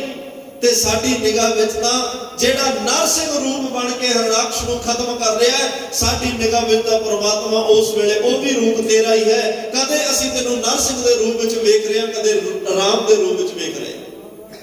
ਉਹ ਨਰਸਿੰਘ ਦਾ ਰੂਪ ਵੀ ਤੁਹਾਡਾ ਹੈ। ਤੇ ਹੁਣ ਬਚਨ ਕਰ ਲੱਗਿਆ ਧੰਨ ਗੁਰੂ ਰਾਮਦਾਸ ਪਰਥਾਏ, ਸੰਖ ਚਕਰ ਗਦਾ ਪਦਮ ਆਪ ਕੀਓ ਛਦਮ, ਅਪਰੰਪਰ ਪਾਰ ਬ੍ਰਹਮ ਲਖੈ ਕੌਣ ਤਾਹੇ ਜਿਉ। ਧੰਨ ਗੁਰੂ ਰਾਮਦਾਸ ਪਾਤਸ਼ਾਹ ਭੱਟ ਸਾਹਿਬਾਨ ਸਤਜੁਗ ਉਹ ਕਹਿ ਰਿਹਾ ਕਿ ਆ ਜਿਹੜੀਆਂ ਚਾਰ ਨਿਸ਼ਾਨੀਆਂ ਸੰਖ ਚੱਕਰ ਗਦਾ, ਇਹ ਵਿਸ਼ਨੂੰ ਭਗਵਾਨ ਦੇ ਕੋਲ ਹੁੰਦੀਆਂ ਹਰ ਵੇਲੇ। ਕਦੇ ਅਸੀਂ ਆਪਣੀ ਜਿਹੜੀ ਨਿਗਾਹ ਨਾਲ ਭੱਟ ਸਾਹਿਬਾਨ ਕਹਿੰਦੇ ਵੇਖ ਰਹੇ ਹਾਂ, ਜਦੋਂ ਇਹ ਚਾਰ ਚੀਜ਼ਾਂ ਦੇ ਕੋਲ ਹੁੰਦਿਆਂ ਵਿਸ਼ਨੂੰ ਭਗਵਾਨ ਵਿੱਚ ਦਰਸ਼ਨ, ਉਹਨਾਂ ਦੇ ਦਰਸ਼ਨ ਕੀਤੇ, ਉਦੋਂ ਵੀ ਪ੍ਰਮਾਤਮਾ ਤੂੰ ਸੀ। ਅੱਜ ਗੁਰੂ ਰਾਮਦਾਸ ਦੇ ਦਰਸ਼ਨ ਕਰਦੇ ਆ, ਅੱਜ ਵੀ ਤੂੰ ਹੈ। ਕਦੇ ਤੂੰ ਵਿਸ਼ਨੂੰ ਭਗਵਾਨ ਬਣ ਕੇ ਦਰਸ਼ਨ ਦੇ ਰਿਹਾ, ਕਦੇ ਗੁਰੂ ਰਾਮਦਾਸ ਪਾਤਸ਼ਾਹ ਬਣ ਕੇ ਦਰਸ਼ਨ ਦੇ ਰਿਹਾ। ਸਾਡੇ ਮਨ ਵਿੱਚ ਤਾਂ ਇਹ ਆਉਂਦਾ ਕਿ ਉਦੋਂ ਵੀ ਤੇਰਾ ਰੂਪ, ਹੁਣ ਵੀ ਤੇਰਾ ਰੂਪ। ਸਤਿਯੁਗ ਵਿੱਚ ਕਿਸੇ ਰੂਪ ਵਿੱਚ ਹੈ, ਦੁਆਪਰ ਵਿੱਚ ਕਿਸੇ ਰੂਪ ਵਿੱਚ ਹੈ, ਤ੍ਰੇਤੇ 'ਚ ਕਿਸੇ ਰੂਪ 'ਚ ਹੈ, ਕਲਯੁਗ ਵਿੱਚ ਅੱਜ ਗੁਰੂ ਨਾਨਕ ਸਾਹਿਬ ਦੇ ਰੂਪ ਵਿੱਚ ਹੈ। ਉਦੋਂ ਤੇ ਹੁਣ ਵਿੱਚ ਤੇਰੇ ਵਿੱਚ ਫਰਕ ਕੋਈ ਨਹੀਂ ਹੈ, ਤੂੰ ਇੱਕ ਸਾਰਤਾ ਵਿੱਚ ਵਰਤ ਰਿਹਾ। ਉਹ ਵੀ ਤੇਰਾ ਰੂਪ, ਆ ਵੀ ਤੇਰਾ ਰੂਪ। ਕਦੇ ਤੁਸੀਂ ਬਾਦਸ਼ਾਹ ਇੱਕ ਛਲੀਆ ਬਣ ਕੇ ਬਾਬਰ ਰੂਪ ਬਹਾਨਾ ਰਾਜੇ ਬਲ ਨੂੰ ਛੱਡ ਜਾਂਦੇ ਹੋ। 52 ਉਂਗਲਾਂ ਦਾ ਬਾਬਰ ਰੂਪ ਜਿਹੜਾ ਬਣਦਾ ਪਰਮਾਤਮਾ, ਉਹ ਵੀ ਤੁਹਾਡਾ ਹੈ। ਧੰਨ ਗੁਰੂ ਰਾਮਦਾਸ ਪਾਤਸ਼ਾਹ ਅਸੀਂ ਵੱਖੋ ਵੱਖਰੇ ਰੂਪਾਂ ਦੇ ਵਿੱਚ ਤੁਹਾਡੇ ਜਿਹੜੇ ਆ ਉਹ ਦਰਸ਼ਨ ਕਰਦੇ ਆਏ ਆ। ਸਾਨੂੰ ਤੁਹਾਡੇ ਤੇ ਉਹਨਾਂ ਵਿੱਚ ਫਰਕ ਕੋਈ ਨਹੀਂ ਲੱਗ ਰਿਹਾ। ਲਖੈ ਕੌਣ ਤਾਹੇ ਜਿਉ, ਤੁਹਾਡੀ ਇਹ ਲੀਲਾ ਨੂੰ, ਤੁਹਾਡੇ ਇਹ ਗੁਣਾਂ ਨੂੰ, ਤੁਹਾਡੀ ਇਸ ਵਡਿਆਈ ਨੂੰ, ਤੁਹਾਡੀ ਰਹਿਮਤ ਨੂੰ ਕੋਈ ਲੱਖ ਨਹੀਂ ਸਕਦਾ, ਕੋਈ ਜਾਣ ਨਹੀਂ ਸਕਦਾ, ਕੋਈ ਉਹਨੂੰ ਵਿਖਿਆਨ ਨਹੀਂ ਕਰ ਸਕਦਾ, ਬਿਆਨ ਨਹੀਂ ਕਰ ਸਕਦਾ। ਕਿਉਂਕਿ ਤੁਸੀਂ ਬੇਅੰਤ ਹੋ, ਤੁਸੀਂ ਸਾਰੀਆਂ ਤਾਕਤਾਂ ਦੇ ਮਾਲਕ ਹੋ। ਤੇ ਆਖਰੀ ਪੰਕਤੀ ਹੈ, ਸਤ ਸਾਚ ਸ੍ਰੀ ਨਿਵਾਸ ਆਦਿ ਪੁਰਖ ਸਦਾ ਤੁਹੀਂ, ਵਾਹਿਗੁਰੂ ਵਾਹਿਗੁਰੂ ਵਾਹਿਗੁਰੂ ਵਾਹਿ ਜੀਓ। ਸਤ ਜਿਹੜਾ ਸਦੀਪ ਰਹਿਣ ਵਾਲਾ ਹੈ, ਤਾਂ ਕਹਿੰਦੇ ਨੇ ਆਦਿ ਪੁਰਖ ਸਤ ਸਾਚ ਸ੍ਰੀ ਨਿਵਾਸ। ਮਾਇਆ ਲక్ష్ਮੀ ਦਾ ਟਿਕਾਣਾ ਵੀ ਤੁਸੀਂ ਹੋ, ਲక్ష్ਮੀ ਦਾ ਟਿਕਾਣਾ ਤੁਹਾਡੇ ਚਰਨਾਂ ਵਿੱਚ। ਆਦਿ ਪੁਰਖ ਜਿਹੜਾ ਸਭ ਤੋਂ ਆਦਿ ਪੁਰਖ ਹੈ, ਆਦਿ ਅਕਾਲ ਪੁਰਖ ਵਾਹਿਗੁਰੂ ਪਰਮਾਤਮਾ। ਸਦਾ ਤੂੰ ਹੀ ਜਿਹੜਾ ਆਦਿ ਤੇ ਹੁਣ ਤੇ ਅੰਤ ਤੱਕ ਰਹਿੰਦੀ ਦੁਨੀਆ ਤੱਕ ਜਿਹੜਾ ਰਹੇਗਾ ਉਹ ਪਰਮਾਤਮਾ ਸਭ ਕੁਝ ਤੁਸੀਂ ਹੋ। ਧੰਨ ਗੁਰੂ ਰਾਮਦਾਸ ਤੁਸੀਂ ਉਸੇ ਪਰਮਾਤਮਾ ਦਾ ਸਰਗੁਣ ਸਰੂਪ ਹੈ। ਤੁਹਾਡੇ ਤੇ ਰੱਬ ਪਰਮਾਤਮਾ ਵਿੱਚ ਫਰਕ ਕੋਈ ਨਹੀਂ ਹੈ। ਸਾਡੀ ਨਜ਼ਰ ਵਿੱਚ ਤਾਂ ਪਰਮਾਤਮਾ ਤੁਸੀਂ ਹੋ ਤੇ ਪਰਮਾਤਮਾ ਜਿਹੜਾ ਉਹ ਤੁਹਾਡਾ ਰੂਪ, ਤੁਹਾਡੇ ਵਿੱਚ ਫਰਕ ਕੋਈ ਨਹੀਂ। ਗੁਰ ਪਰਮੇਸ਼ਰ ਏਕੋ ਜਾਣ। ਇਸੇ ਕਰਕੇ ਸਾਡੀ ਰਸਨਾ ਤੋਂ ਅੱਜ ਇਹ ਸ਼ਬਦ ਨਿਕਲ ਰਿਹਾ, ਵਾਹਿਗੁਰੂ ਵਾਹਿਗੁਰੂ ਵਾਹਿਗੁਰੂ ਵਾਹਿ ਜੀਓ।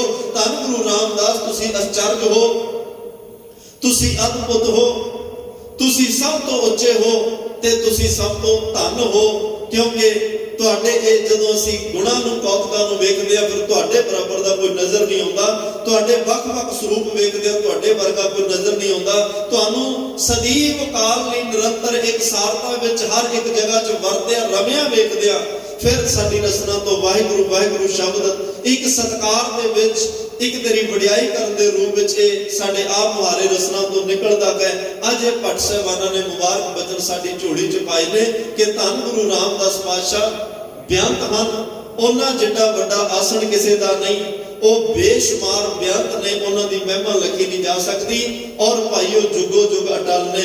ਇਸ ਲਈ ਗੁਰੂ ਰਾਮਦਾਸ ਮਹਾਰਾਜ ਦੇ ਚਰਨਾਂ ਨਾਲ ਜੁੜ ਕੇ ਅਰਦਾਸ ਕਰੀਏ। ਇੱਕ ਅਰਦਾਸ ਪਾਠ ਕੀਰਤ ਕੀ ਗੁਰੂ ਰਾਮਦਾਸ ਰੱਖੋ ਸ਼ਰਨਾਈ। ਮੈਂ ਇੱਕ ਬੇਨਤੀ ਨਾਲ ਹੋਰ ਕਰਦੇ ਹਾਂ। ਅੱਜ ਦਾ ਦਿਨ ਇਸ ਇਲਾਕੇ ਲਈ ਬੜਾ ਮਹੱਤਵਪੂਰਨ ਦਿਨ ਹੈ। 1 ਨਵੰਬਰ 1975 ਨੂੰ 1 ਨਵੰਬਰ ਸੰਨ 1666 ਨੂੰ ਪੰਜਾਬ ਬਣਦਾ। ਚਲੋ ਛੋਟਾ ਸੂਬਾ ਬਣਿਆ, ਇੱਕ ਬਹੁਤ ਵੱਡਾ ਜਿਹੜਾ ਸ਼ੇਰੇ ਪੰਜਾਬ ਮਹਾਰਾਜਾ ਰਣਜੀਤ ਸਿੰਘ ਵਾਲਾ ਪੰਜਾਬ ਸੀ। 1,45,000 ਮੁਰੱਬਾ ਮੀਲ ਦਾ ਰਕਬਾ ਸੀ ਸਾਡਾ। ਇਧਰ ਦਿੱਲੀ ਨੂੰ ਜਾ ਲੱਗਦੇ, ਇਧਰ ਜੰਮੂ ਕਸ਼ਮੀਰ ਤੇ ਉਧਰ ਪਸ਼ਾਵਰ ਲਾਹੌਰ ਕਰਨੇ, ਪਤਾ ਨਹੀਂ ਕਿੱਥੋਂ ਤੱਕ ਸਾਡੀਆਂ ਹੱਦਬੰਦੀਆਂ। ਜਿਹੜਾ ਦਰੜਾ ਖੈਬਰ ਦਾ ਰਸਤਾ ਸਰਦਾਰ ਹਰੀ ਸਿੰਘ ਨਲੂਏ ਨੇ ਰੋਕਿਆ, ਉੱਥੇ ਸਾਡੇ ਪੰਜਾਬ ਦੀਆਂ ਹੱਦਾਂ ਜਾ ਕੇ ਲੱਗਦੀਆਂ ਸਨ। ਇੰਨਾ ਖੁੱਲਾ ਡੁੱਲਾ ਲੰਬਾ ਚੌੜਾ ਪੰਜਾਬ ਅੱਜ ਨਿੱਕਾ ਜਿਹਾ ਸੂਬਾ ਸਾਨੂੰ 1 ਨਵੰਬਰ 1966 ਨੂੰ ਮਿਲਿਆ ਸੀ। ਹਰਿਆਣਾ ਵੀ ਸਾਡੇ ਤੋਂ, ਪੰਜਾਬੀ ਬੋਲਦੇ ਸੂਬੇ ਸਭ ਕੁਝ ਸਾਡੇ ਤੋਂ। ਇਹ ਇੰਨਾ ਕੁ ਲੈਣ ਵਾਸਤੇ ਵੀ ਮੋਰਚੇ ਲੱਗੇ, ਸ਼ਹਾਦਤਾਂ ਹੋਈਆਂ, ਬੜਾ ਕੁਝ ਹੋਇਆ, ਤੁਸੀਂ ਜਾਣਦੇ ਹੋ। ਖੈਰ 1 ਨਵੰਬਰ 1975 ਦਾ ਸਮਾਂ ਆਇਆ। ਰਾਸ਼ਟਰਪਤੀ ਗਿਆਨੀ ਜੈਲ ਸਿੰਘ ਜੀ ਹੋਰਾਂ ਨੇ ਇਲਾਕੇ ਦੀ ਮੰਗ ਦੇ ਉੱਤੇ ਇੱਕ ਆਪਣਾ ਵੀ ਫਰਜ਼ ਸਮਝਦਿਆਂ ਹੋਇਆ ਧੰਨ ਧੰਨ ਗੁਰੂ ਗੋਬਿੰਦ ਸਿੰਘ ਸਾਹਿਬ ਸੱਚੇ ਪਾਤਸ਼ਾਹ ਦੇ ਲਖਤੇ ਜ਼ਿਕਰ ਵੱਡੇ ਸਾਹਿਬਜ਼ਾਦੇ ਧੰਨ ਧੰਨ ਬਾਬਾ ਅਜੀਤ ਸਿੰਘ ਜੀ ਦੇ ਨਾਮ ਦੇ ਉੱਪਰ ਇਸ ਜ਼ਿਲ੍ਹੇ ਦਾ ਨਾਮ ਸਾਹਿਬਜ਼ਾਦਾ ਅਜੀਤ ਸਿੰਘ ਨਗਰ ਰੱਖਿਆ ਸੀ। ਚਲੋ ਸਾਡੇ ਮੂੰਹ ਤੇ ਸਾਰਿਆਂ ਦੇ ਮੋਹਾਲੀ ਚੜਿਆ ਹੋਇਆ, ਪਰ ਸਾਨੂੰ ਨਾਲ ਇਸ ਗੱਲ ਦਾ ਵੀ ਖਿਆਲ ਰੱਖਣਾ ਚਾਹੀਦਾ, ਕਿਉਂਕਿ ਸ਼ਰਾਰਤੀ ਲੋਕ ਬੜਾ ਕੁਝ ਹੌਲੀ ਹੌਲੀ ਸਾਡੇ ਵਿੱਚੋਂ ਗਾਇਬ ਕਰ ਰਹੇ ਆ। ਸਾਨੂੰ ਇਹੋ ਜਿਹੇ ਨਾਮ ਸਾਡੇ ਸਾਹਮਣੇ ਪਰੋਸ ਕੇ ਦਿੱਤੇ ਜਾਂਦੇ ਆ ਜਿਨ੍ਹਾਂ ਨੂੰ ਅਸੀਂ ਕਹਿਣ ਵਿੱਚ ਫਖਰ ਮਹਿਸੂਸ ਕਰਦੇ ਆ, ਪਰ ਇਹ ਨਹੀਂ ਸੋਚਦੇ ਵੀ ਜੇ ਇਹ ਨਾਮ ਅਸੀਂ ਇਸ ਨਾਮ ਨੂੰ ਫੜਾਂਗੇ, ਆਪਦਾ ਨਾਮ ਛੱਡਾਂਗੇ, ਆਉਣ ਵਾਲੀਆਂ ਪੀੜ੍ਹੀਆਂ ਨੂੰ ਕਿਵੇਂ ਪਤਾ ਲੱਗੇਗਾ, ਆਉਣ ਵਾਲੀ ਜਨਰੇਸ਼ਨ ਨੂੰ ਕਿਵੇਂ ਪਤਾ ਲੱਗੇਗਾ ਕਿ ਸਾਡੇ ਵੱਡਿਆਂ ਦੇ ਨਾਮ ਤੇ ਇਸ ਪੰਜਾਬ ਵਿੱਚ ਜ਼ਿਲ੍ਹੇ ਬਣੇ ਹੋਏ ਨੇ, ਸਾਡੇ ਵੱਡਿਆਂ ਦੇ ਨਾਮ ਤੇ ਇਸ ਪੰਜਾਬ ਦੇ ਵਿੱਚ ਵੱਡੇ ਵੱਡੇ ਐਡੀਟੋਰੀਅਮ ਬਣੇ ਹੋਏ ਨੇ, ਚੇਅਰਾਂ ਸਥਾਪਿਤ ਹੋਈਆਂ, ਹਵਾਈ ਅੱਡੇ ਬਣੇ, ਬੱਸ ਅੱਡੇ ਬਣੇ ਹੋਏ ਨੇ। ਇਹਨਾਂ ਗੱਲਾਂ ਨੂੰ, ਇਹਨਾਂ ਨਾਮਾਂ ਨੂੰ ਬੜੇ ਫਖਰ ਨਾਲ ਲੈਣਾ ਚਾਹੀਦਾ ਜਿਹੜੇ ਸਾਡੇ ਵੱਡੇ ਪੁਰਖਿਆਂ ਨਾਲ ਜੁੜੇ ਹੋਏ। ਇਹ ਵੀ ਇੱਕ ਪ੍ਰਚਾਰ ਤੋਂ ਘੱਟ ਨਹੀਂ ਹੋਏਗਾ। ਅੱਜ ਜਦੋਂ ਤੁਸੀਂ ਜ਼ਿਲ੍ਹਾ ਪਾਉਣਾ, ਮੋਹਾਲੀ ਦੀ ਜਗ੍ਹਾ ਸਾਹਿਬਜ਼ਾਦਾ ਅਜੀਤ ਸਿੰਘ ਨਗਰ ਪਾਇਆ ਕਰੋ। ਦੁਨੀਆ ਨੂੰ ਪਤਾ ਲੱਗੇ ਵੀ ਸਾਹਿਬਜ਼ਾਦਾ ਅਜੀਤ ਸਿੰਘ ਧੰਨ ਗੁਰੂ ਗੋਬਿੰਦ ਸਿੰਘ ਸਾਹਿਬ ਦੇ ਸਾਹਿਬਜ਼ਾਦੇ ਦੇ ਨਾਮ ਤੇ ਇਹ ਜ਼ਿਲ੍ਹਾ ਵਸਿਆ ਹੋਇਆ। ਇਹ ਵੀ ਨਾਲ ਸਾਡਾ ਇਹ ਵੀ ਫਰਜ਼ ਬਣਦਾ ਹੈ। ਸੋ ਆਪਣੇ ਫਰਜ਼ਾਂ ਨੂੰ ਨਾਲ ਭਾਈ ਪਹਿਚਾਣੀਏ, ਜਿਵੇਂ ਕਿਵੇਂ ਵੀ ਤੁਹਾਨੂੰ ਸਮਝ ਵਿੱਚ ਆਉਂਦਾ ਹੈ। ਤੁਸੀਂ ਸਾਰੀ ਗੁਰਸਿੱਖ ਹੋ, ਗੁਰੂ ਦੇ ਪਿਆਰੇ ਹੋ, ਧੰਨ ਗੁਰੂ ਨਾਨਕ ਸਾਹਿਬ ਦੇ ਪਰਿਵਾਰ, ਗੁਰੂ ਗੋਬਿੰਦ ਸਿੰਘ ਦੇ ਪਰਿਵਾਰ ਵਿੱਚ ਜਨਮ ਲਿਆ। ਜਿਵੇਂ ਵੀ ਸਮਝ ਆਉਂਦਾ ਆਪਣਾ ਆਪਣਾ ਫਰਜ਼ ਸਮਝ ਕੇ ਨਾਲ ਗੁਰਮਤਿ ਦਾ ਪ੍ਰਚਾਰ ਕਰੋ। ਜੇ ਇੱਕ ਨੂੰ ਜੋੜ ਸਕਦੇ ਹੋ ਨਾ, ਇੱਥੇ ਬੜੀਆਂ ਸੰਸਥਾਵਾਂ ਨੇ, ਜਦੋਂ ਉਹ ਆਪਣੀ ਸਾਲ ਦੀ ਵਰ੍ਹੇਗੰਢ ਮਨਾਉਂਦੇ ਆ ਨਾ, ਵੀ ਇੱਕ ਸਾਡੀ ਸੰਸਥਾ ਬਣੀ ਨੂੰ ਇੰਨੇ ਸਾਲ ਹੋ ਗਏ ਸਾਡੀ ਇਹ ਸੰਸਥਾ ਹੋਂਦ ਵਿੱਚ ਆਈ ਨੂੰ, ਉਹ ਪੁੱਛਦੇ ਜੀ ਹੁਣ ਵਰ੍ਹੇਗੰਢ ਆ ਰਹੀ ਆ ਤੇ ਕੀ ਪ੍ਰੋਗਰਾਮ ਹੈ। ਉਹ ਪ੍ਰੋਗਰਾਮ ਕੀ ਦਿੰਦੇ ਆ ਵੀ ਇਹੀ ਪ੍ਰੋਗਰਾਮ ਆ ਵਰ੍ਹੇਗੰਢ ਤੇ ਆਪਣੇ ਨਾਲ ਇੱਕ ਜਾਣੇ ਨੂੰ ਜੋੜੇ, ਇਹ ਪ੍ਰੋਗਰਾਮ ਦਿੰਦੇ ਆ। ਤੇ ਸਾਨੂੰ ਅੰਮ੍ਰਿਤ ਛਕਾਉਣ ਵੇਲੇ ਪੰਜ ਪਿਆਰੇ ਸਾਹਿਬਾਨ ਕਹਿੰਦੇ ਆ ਆਪਣੇ ਨਾਲ ਭਾਈ ਪੰਜ ਨੂੰ ਹੋਰ ਜੋੜ ਕੇ ਅੰਮ੍ਰਿਤ ਛਕਾਓ। ਇਹ ਵੀ ਸਾਡਾ ਇੱਕ ਵੱਡਾ ਪਰਉਪਕਾਰ ਦੇ ਪ੍ਰਚਾਰ ਦਾ ਸਾਧਨ ਹੋਏਗਾ। ਅਸੀਂ ਆਪ ਵੀ ਸਿੱਖੀ ਨਾਲ ਜੁੜੀਏ, ਇੱਕ ਜਾਣੇ ਨੂੰ ਆਪਣੇ ਨਾਲ ਸਿੱਖੀ ਨਾਲ ਜੋੜੀਏ। ਤਾਂ ਇਸ ਪੰਥ ਦੇ ਵਿੱਚ ਵਾਧਾ ਕਰੀਏ। ਤੇ ਜਿਹੜੇ ਘਰਾਂ ਚ ਸਾਡੇ ਇਸ ਘਰ ਨੂੰ ਛੱਡ ਕੇ ਦੇਹਧਾਰੀਆਂ ਦੇ ਗੁਰੂ ਨਾਮ ਦੇ ਪਿੱਛੇ ਕਿਸੇ ਵੀ ਗੱਲ ਕਰਕੇ ਉਹ ਭੁਲੇਖੇ ਵਿੱਚ ਆ ਕੇ ਮਨਮਤ ਦੇ ਰਾਹ ਤੇ ਚਲੇ ਗਏ ਆ, ਉਹਨਾਂ ਨੂੰ ਵਰਜ ਕੇ ਪਿਆਰ ਦੇ ਨਾਲ ਕੌੜੇ ਬੋਲ ਕੇ ਨਹੀਂ। ਧੰਨ ਗੁਰੂ ਨਾਨਕ ਸਾਹਿਬ ਨੇ 2.5 ਕਰੋੜ ਤੋਂ ਵੱਧ ਲੋਕਾਂ ਨੂੰ ਸਿੱਖੀ ਨਾਲ ਜੋੜਿਆ। ਕਿਸੇ ਨੂੰ ਕੌੜਾ ਬੋਲ ਨਹੀਂ ਬੋਲਿਆ, ਕਿਸੇ ਨੂੰ ਨਫ਼ਰਤ ਭਰੇ ਬੋਲ ਨਹੀਂ ਬੋਲੇ। ਹਰ ਇੱਕ ਨੂੰ ਪ੍ਰੇਮ ਦੀ ਬੁੱਕਲ ਵਿੱਚ ਲੈ ਕੇ ਚੰਗੇ ਗੁਣਾਂ ਦਾ ਉਹਨੂੰ ਧਾਰਨੀ ਬਣਾ ਕੇ ਚੰਗਿਆਈਆਂ ਉਹਨੂੰ ਸਿਖਾ ਕੇ ਸਿੱਖੀ ਦੇ ਨਾਲ ਜੋੜਿਆ। ਤੇ ਲੋਕਾਂ ਨੇ ਆਪ ਕਿਹਾ ਸੀ ਬਾਬਾ ਸਾਨੂੰ ਆਪਣੇ ਬਣਾ ਲਓ, ਤੁਹਾਡੇ ਬਿਨਾਂ ਨਹੀਂ ਰਿਹਾ ਜਾਣਾ, ਸਾਨੂੰ ਆਪਣੇ ਬਣਾ ਲਓ। ਔਰ ਅਸੀਂ ਇੰਨੀ ਪ੍ਰੇਮ ਦਾ ਜਿਹੜਾ ਸਾਡਾ ਦਾਇਰਾ ਉਹਨੂੰ ਇੰਨਾ ਵਿਸ਼ਾਲ ਕਰ ਦਈਏ। ਸਾਡੇ ਘਰ ਵਿੱਚ ਪ੍ਰੇਮ ਦਾ ਪਾਠ ਸਾਚ ਕਹੋ ਸੁਣ ਲਿਓ ਸਭੈ ਜਿਨ ਪ੍ਰੇਮ ਕੀਓ ਤਿਨ ਹੀ ਪਾਇਓ ਜਾਓ ਤਾਂ ਪ੍ਰੇਮ ਖੇਲਣ ਦਾ ਜਾਓ। ਸਾਡੇ ਘਰ ਦਾ ਪਾਠ ਹੀ ਪ੍ਰੇਮ ਦਾ ਪੜਾਇਆ ਜਾਂਦਾ ਹੈ, ਪਰ ਅਸੀਂ ਕਿਤੇ ਨਾ ਕਿਤੇ ਬੋਲਾਂ ਵਿੱਚ ਜਦੋਂ ਨਫ਼ਰਤ ਆ ਜਾਂਦੀ ਹੈ, ਫਿਰਕਾ ਪ੍ਰਸਤੀ ਬੋਲ ਆ ਜਾਂਦੇ ਆ, ਬੋਲਾਂ ਵਿੱਚ ਈਰਖਾ ਆ ਜਾਂਦੀ ਹੈ, ਬੋਲਾਂ ਵਿੱਚ ਸਾੜਾ ਆ ਜਾਂਦਾ ਹੈ, ਬੋਲਾਂ ਵਿੱਚ ਕ੍ਰੋਧ ਆ ਜਾਂਦਾ ਹੈ, ਉਦੋਂ ਲੋਕ ਫਿਰ ਸ਼ੱਕ ਕਰਦੇ ਆ ਵੀ ਇਹ ਧੰਨ ਗੁਰੂ ਨਾਨਕ ਸਾਹਿਬ ਦਾ ਸਿੱਖ ਹੈ ਤੇ ਬੋਲ ਇੰਨੇ ਕੌੜੇ ਕਿਉਂ ਨੇ, ਇਹ ਗੁਰੂ ਗੋਬਿੰਦ ਸਿੰਘ ਸਾਹਿਬ ਦਾ ਪੁੱਤਰ ਹੈ, ਬੋਲ ਇੰਨੇ ਕੌੜੇ ਕਿਉਂ ਬੋਲ ਰਿਹਾ। ਇਹਨੂੰ ਪ੍ਰੇਮ ਦੀ ਭਾਸ਼ਾ ਬੋਲਣੀ ਚਾਹੀਦੀ ਆ, ਇਹਨੂੰ ਪ੍ਰੇਮ ਦੇ ਬੋਲ ਬੋਲਣੇ ਚਾਹੀਦੇ ਆ। ਉਹ ਪ੍ਰੇਮ ਦੀ ਇੱਕ ਐਸੀ ਤਲਵਾਰ ਹੈ, ਇੱਕ ਇਸਲਾਮ ਦੇ ਰਾਈਟਰ ਨੇ ਲਿਖਿਆ, ਕਹਿਣ ਲੱਗਿਆ ਉਹਨੇ ਮੁਸਲਮਾਨ ਔਰੰਗਜ਼ੇਬ ਦੀ ਤਲਵਾਰ ਨਹੀਂ ਬਣਾ ਸਕੀ ਜਿੰਨੇ ਬਾਬਾ ਫਰੀਦ ਸਾਹਿਬ ਦੀ ਮਿੱਠੀ ਜ਼ੁਬਾਨ ਨੇ ਬਣਾ ਦਿੱਤੀ। ਉਹਨਾਂ ਤੋਂ ਸ਼ੱਕਰਗੰਜ ਕਿਹਾ ਜਾਂਦਾ ਨਾ ਵੀ ਇੰਨਾ ਮਿੱਠਾ ਬੋਲਦੇ ਆ, ਉਹਨਾਂ ਦੇ ਮੁਖ ਤੋਂ ਸ਼ੱਕਰ ਚੜ ਰਹੀ ਹੈ। ਜਿੰਨੇ ਮੁਸਲਮਾਨ ਬਾਬਾ ਫਰੀਦ ਸਾਹਿਬ ਦੀ ਮਿੱਠੀ ਜ਼ੁਬਾਨ ਨੇ ਬਣਾਏ, ਉਹਨੇ ਔਰੰਗਜ਼ੇਬ ਦੀ ਤਲਵਾਰ ਨਹੀਂ ਬਣਾ ਸਕੀ। ਸੋ ਅਸੀਂ ਪਾਈਏ ਪ੍ਰੇਮ ਦਾ ਪਾਠ, ਆਪ ਪੜ੍ਹੀਏ, ਦ੍ਰਿੜ ਕਰੀਏ ਤੇ ਪ੍ਰੇਮ ਦੀ ਬੋਲੀ ਬੋਲ ਕੇ ਸਾਰਿਆਂ ਨੂੰ ਪ੍ਰੇਮ ਦੇ ਰੰਗ ਵਿੱਚ ਰੰਗ ਲਈਏ ਤੇ ਘਰੋਂ ਗਿਆਨ ਨੂੰ ਸੱਦਾ ਦੇ ਕੇ ਘਰ ਵਾਪਸੀ ਕਰਵਾਈਏ। ਭੁੱਲੇ ਭੱਟ ਕੇ ਜਿਹੜਾ ਸਵੇਰ ਦਾ ਗਿਆ ਸ਼ਾਮ ਨੂੰ ਆ ਜਾਏ ਉਹਨੂੰ ਕਹਿੰਦੇ ਭੁੱਲਿਆ ਨਹੀਂ ਹੁੰਦਾ। ਸੋ ਕੋਈ ਕਿਸੇ ਗੱਲ ਕਰਕੇ ਚਲਾ ਗਿਆ, ਉਹਨੂੰ ਪ੍ਰੇਰ ਕੇ ਧੰਨ ਗੁਰੂ ਨਾਨਕ ਸਾਹਿਬ ਦੇ ਘਰ ਵਿੱਚ ਲੈ ਕੇ ਆਈਏ। ਉਹਨੂੰ ਇਹ ਗੱਲ ਸਮਝਾਈਏ ਕਿ ਇਸ ਘਰ ਵਿੱਚ ਘਰ ਤਾਂ ਤੇਰਾ ਸਭ ਵਿੱਚ ਕਿਛ ਹੈ, ਜਿਸ ਦੇ ਸੋ ਪਾਵੇ ਜੋ ਮੰਗੇ ਠਾਕੁਰ ਆਪਣੇ ਤੇ ਸੋਈ ਦੇਵੈ। ਸਭ ਕੁਝ ਇੱਥੋਂ ਮਿਲਦਾ ਭਾਈ, ਕਿਤੇ ਭਟਕਣ ਦੀ ਲੋੜ ਨਹੀਂ। ਇਹ ਸਾਡਾ ਸਾਰਿਆਂ ਦਾ ਫਰਜ਼ ਬਣਦਾ ਜੀ। ਇੰਨੀਆਂ ਬੇਨਤੀਆਂ ਪ੍ਰਵਾਨ, ਤਮਾਮ ਭੁੱਲਾਂ ਚੁੱਕਾਂ ਦੀ ਖਿਮਾ ਦੇਹੋ ਸੱਜਣ ਅਸੀਂ ਸੜੀਆਂ ਜੋ ਹੋਵੇ ਸਾਹਿਬ ਸੋ ਮੇਰ। ਆਓ ਆਖਰੀ ਪੰਕਤੀਆਂ ਦਾ ਪਾਠ ਸਰਵਣ ਕਰਕੇ ਸਮਾਪਤੀ ਕਰੀਏ ਜੀ। ਸਤ ਸਾਚ ਸ੍ਰੀ ਨਿਵਾਸ ਆਦਿ ਪੁਰਖ ਸਦਾ ਤੁਹੀ, ਵਾਹਿਗੁਰੂ ਵਾਹਿਗੁਰੂ ਵਾਹਿਗੁਰੂ ਵਾਹਿ ਜੀਓ। ਵਾਹਿਗੁਰੂ ਜੀ ਕਾ ਖਾਲਸਾ, ਵਾਹਿਗੁਰੂ ਜੀ ਕੀ ਫਤਿਹ। ਆਨੰਦ ਸਾਹਿਬ ਰਾਮ ਕਲੀ ਮਹੱਲਾ ਤੀਜਾ। ਆਨੰਦ ਇੱਕ ਓੰਕਾਰ ਸਤਿਗੁਰ ਪ੍ਰਸਾਦ, ਆਨੰਦ ਭਇਆ ਮੇਰੀ ਮਾਏ ਸਤਿਗੁਰੂ ਮੈਂ ਪਾਇਆ, ਸਤਿਗੁਰ ਤਾਂ ਪਾਇਆ ਸਹਿਜ ਸਿੱਧੀ। ਮਨ ਵਜੀਆਂ ਵਧਾਈਆਂ, ਰਾਗ ਰਤਨ ਪਰਵਾਰ ਭਰੀਆਂ, ਸ਼ਬਦ ਗਾਵਣ ਆਈਆਂ। ਸਭ ਲੋਕ ਗਾਵੋ ਹਰੀ ਤੇਰਾ ਮਨ ਜਿਨੀ ਵਸਾਇਆ। ਕਹਿ ਨਾਨਕ ਆਨੰਦ ਹੋਆ ਸਤਿਗੁਰੂ ਮੈਂ ਪਾਇਆ। ਏ ਮਨ ਮੇਰੇ ਆਤਮ ਸਦਾ ਰਹੋ ਹਰ ਨਾਲੇ, ਨਾਲ ਰਹੋ ਮਨ ਮੇਰੇ ਦੁਖ ਸਭ ਵਿਸਾਰਨਾ। ਅੰਗੀਕਾਰ ਹੋ ਕਰੇ ਤੇਰਾ ਕਾਰਜ ਸਭ ਸਵਾਰਨਾ। ਸਭਨਾ ਗੱਲਾਂ ਸੁਗਰਤ ਸੁਆਮੀ ਸੋ ਕਿਆ ਮਨੋ ਵਿਸਾਰੇ। ਕਹਿ ਨਾਨਕ ਮਨ ਮੇਰੇ ਸਦਾ ਰਹੋ ਹਰ ਨਾਲੇ, ਸਾਚੇ ਸਾਹਿਬਾ ਕਿਆ ਨਹੀਂ ਕਰਦੇ ਰਹਿ। ਕਰਤਾ ਤੇਰਾ ਸਭ ਕੁਛ ਹੈ, ਜਿਸ ਦੇਹ ਸੋ ਪਾਵੇ। ਸਦਾ ਸੁਖ ਸਲਾਵਾ ਤੇਰੇ ਨਾਮ ਮਨ ਵਸਾਵੇ। ਨਾਮ ਜਿਨ ਕੈ ਮਨ ਵਸਿਆ, ਵਾਜੇ ਸ਼ਬਦ ਕਨੇਰੇ। ਕਹਿ ਨਾਨਕ ਸੱਚੇ ਸਾਹਿਬ ਕਿਆ ਨਹੀਂ ਕਰਦੇ ਰਹਿ। ਸਾਚਾ ਨਾਮ ਮੇਰਾ ਆਧਾਰ,